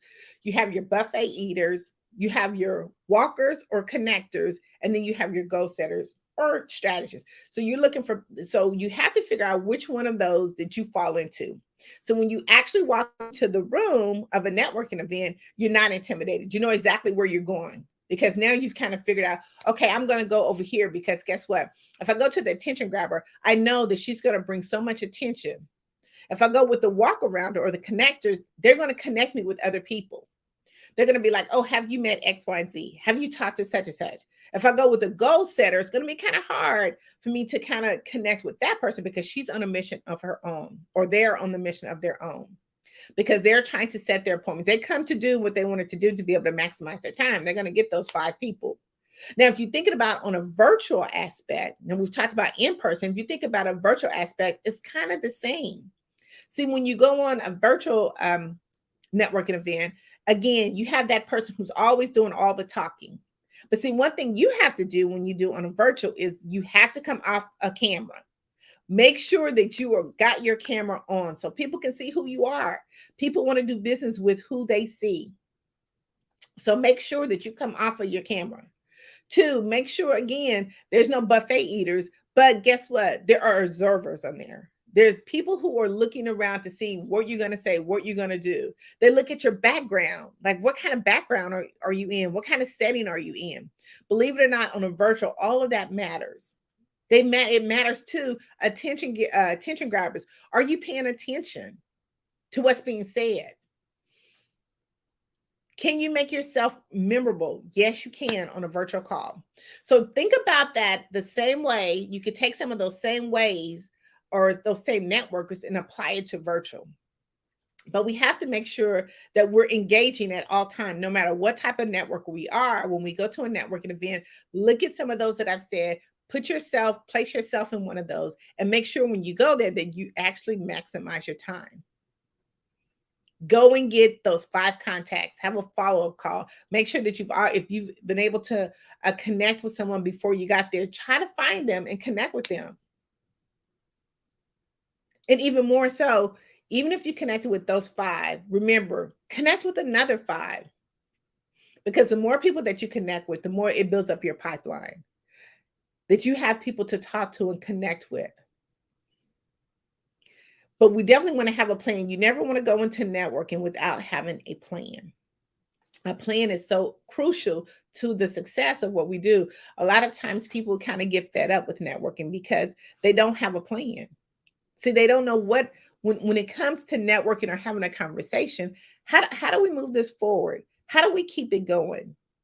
Just imagine that you're at an event and you met someone for the very first time and you never followed up. Let's just go, you never followed up with that person, but that person could have been the next key to turning your business. Because we didn't have a plan when we went in there. We just kind of went in there like, okay, I got to go here, because a lot of times in corporate settings, or when you have corporate business, or just even as an entrepreneurship, we need to network. We need to go to different events. Again, one of the biggest things that we have to do is be visible. But if you're going to be visible and you're going to network, make sure that you maximize it. Make sure that you put in the steps to do it. The most important thing that you can fail in networking is not following up. Remember, I said at the beginning, there's 2 ways that you can always have residual income or always have income is through knowledge and conversation. Those are 2 things that will be able to monetize forever. You have to have the knowledge. Again, we're talking about doing the research, finding out what's out there, finding out how we can connect, make sure we're in the right area, in the right audience. Second, we got to keep conversation going. How do we keep the conversation going? What value can you add? What things can you bring to your prospect? How can you add to your resource bank? I always say the networking is not for you. It's for the next person. Because see, as we're building up our clientele base, or as we're building up our network, we want to make sure that we can offer something to our clients that they will continue to come back to us. They will continue to come back to us. And better yet, they will be our walking billboard. They will be our referrals. Because see, once you do an amazing job for your client, they are going to tell the next person, hey, guess what? I was featured in Tapped In magazine and I got all this visibility. This would be a great platform for you to be able to share your message. And by that, it's like they're now doing the referral for me. They're bringing in clients for me. And how do we do that? Because we've now, guess what? We've massaged the relationship. We took the relationship and start building on it. We start adding value to our clients. We start looking at what their needs are. And you cannot help but know what the needs of your clients are, because we have this thing called the worldwide social media. If you look on any type of social media platform, your clients are talking to you. So you have all the information that you need about your clients, what they're going to do, what they're thinking, what their next purchase is, who they're connecting with. And I can go into a lot deeper detail with that, but you have the disposal at your hands to make sure that your client goes no further than you. So how do we get to our 4th step? How do you actually connect LinkedIn to a conversation? Listen, LinkedIn has over 810 million users. 810 million users on LinkedIn. Did I mention it's a free platform? It is a free platform. And this is a platform that is not used as often as it should be. But if you have 810 million users on a free platform, it is networking heaven. Because see, you have unlimited access to what? Emails, phone numbers, direct message. See, the people on LinkedIn, it's more of a different segment because now you have people who are decision makers, people who are looking to do business with you. But see, you know what? It all starts by a simple conversation. But how does that conversation start? Well, it starts, guess what? By your profile. When you're actually communicating on LinkedIn, it starts with your profile. So you have to have that professional picture and banner when we're talking about our profile. Let's give an example. So say, for instance, if you went to a gas station and you met someone for the very first time, you're actually saying, hello, how are you doing? But see, that person right there is now seeing who you are in the present. That's why a picture on your profile is so important. See, when you go to an empty profile on your LinkedIn, that's like going to a store without a name, without a brand, because they don't know who you are. They don't know what this store has. They don't know what's there to offer. So that's why your LinkedIn profile is so important. It is such a way to start a conversation that you don't even have to say anything if it's done properly. So let's make sure that we have a professional picture on our profile. Let's make sure we have a banner that says who we are, what we do. I mean, give your prospect a little glimpse of who you are so they can continue to go down the further path of your profile. Remember, again, when we started a conversation, we want to make sure that it's engaging, that we keep people going, keep them moving, keep them interested in what we're talking about. We talked about different steps and how do we keep that conversation going? It's the same way with your LinkedIn. How do I keep it going? First of all, have a clear picture on there. Have a professional picture on there. I know, listen, there's so many things that we can take selfies and there's so many different stuff behind us. But guess what? Everyone should have a professional picture. Get your professional picture on your profile. Actually go and get a professional banner. Then we want to make sure that all of our information is updated. People come to LinkedIn, they do not want to look, hurt, and find you. We have to make it so easy that they can just click on a button and then all of our information is there. Contact information, website information, all that information is updating current. We want to make sure that we use some different highlight sections in our profile.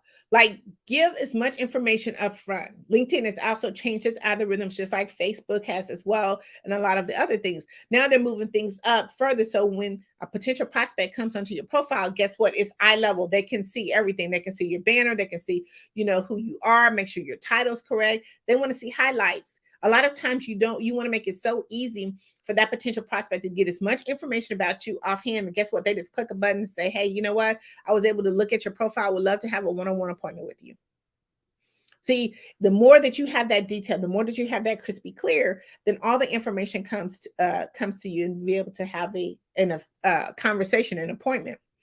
Keep everything professional looking, even including your posts. Guess what? When people go to my profile, they're going to know that I am Tapped In Magazine, because I have everything that relates to what I do. There's nothing other different than that. And then I always like, comment, and share on other different people's posts because that's important. It's important to make sure that I'm engaged with who I'm trying to connect with. But when people see what you're posting and what you're commenting on, it makes it so easier for them because now they can see some of your likes and interests. Now, we want to talk about our very last point is how do Tapped In Magazine help you? Well, again, like we said, Tapped In Magazine is a global publication. We have over 350,000 online distributions, and we want to help you to be able to reach a broader audience. We want to help you to be able to send your message out and be able to grow your network. Right now, and I want to invite you to be a part of what we're doing right now, which is we're doing some amazing things of putting together a publication that is going to highlight, I want to call it Horizon. Again, we have a publication for women and men, but right now we're concentrated on the horizon of women, who can have it all. A lot of times we struggle in this particular area of professional women. But guess what? There's women out there who have it all, that's been doing it, who's, is not holding anything back. And we want to be able to highlight them into our new publication. So if you are one of those women who's been able to balance, life, family, business, all of that, then we invite you to be a part of our publication. So go to tappedinmagazine.org and register to be one of our featured 15 ladies that are going to be on the horizon. Oh, thank you so much, Dr. Tandra Price, for this poignant speech. I'm very, very excited to have heard from you. Thank you for coming to be a speaker here at the Black Business Network. Yes, I'm so super excited. Thank you so much, Coach Kimberly Williams. I love my time here, and there's so many amazing speakers. So listen, I look forward to coming back again. Yes, we look forward to having you too. And thank you again for your expertise. Genius is coming, and I will see you on the other side. You guys, I'm very excited about the guests that we've had today. We have had phenomenal speakers starting early this morning with none other than Mr. Marvin Reed from over in the UK. He joined us early this morning to be able to talk to us about knowing the road to success. And then you guys, we had Miss Tony Harris. She talked to us about drastic results and being able to yield drastic results with our network. And then Mr. Glenn Lundy came on by and he talked to us about being 800% going hard after knowing who you are. And I've been very excited to listen to Dr. Price talk to us and give us tangible examples of ways to start conversations in networking and ways to present ourselves on our social media as we are virally networking at all times. So it's been a phenomenal time with you on this great Tuesday morning. And I hope that you have enjoyed this segment of the Black Business Network. So the Black Business Expo's mission is to raise funds for high school seniors going to college and K-12 entrepreneurs. This expo is a fundraiser for students, and so you can go to blackbusinessexpousa.com to donate to the scholarship fund, and you can use our Cash App. And the Cash App should be on the screen. It's showing up real soon. It is $BBXUSA. Our goal is to give laptops and up to $5,000 to 10 students. Students can register online at blackbusinessexpousa.com. Listen, every dollar counts. So we want to remind you to donate to the scholarship fund. Also, we want to thank our Black Business Expo USA sponsors for April 2023. Those sponsors being North Carolina 100, Moody Capital Partners, Suede Soul, Lotus Richey Coaching and Training, Carolina, Virginia Minority Supplier Development Council, Step Management, Barbara H. Smith, LLC, none other than Margie McLean Foundation Incorporated. Genius is coming. Earth Essentials, Mullane Shawnee Global, Executive Women's Success Institute, The Quality Coaching Company, Superwoman Business Services, Creative Forces Studios, Lee Entertainment, Artistic App Design, and your very own Black Business Expo USA. I'm very excited, and I want you to always remember, genius is coming, and I will see you on the other side.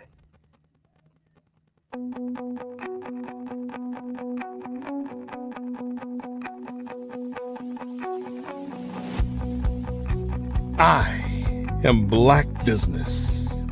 From the moment I wake until the time I sleep. Yes, I am Black Business. I am Black Business. Tell me, are you Black Business? I am Black Business. Do you support Black businesses? Listen, I support Black business because I am Black Business. Black Business Expo, one of the largest business showcases in the history of Black business in the world. The world. Sign up today at www.blackbusinessexpousa.com or call 919-308-9090. I am Black Business.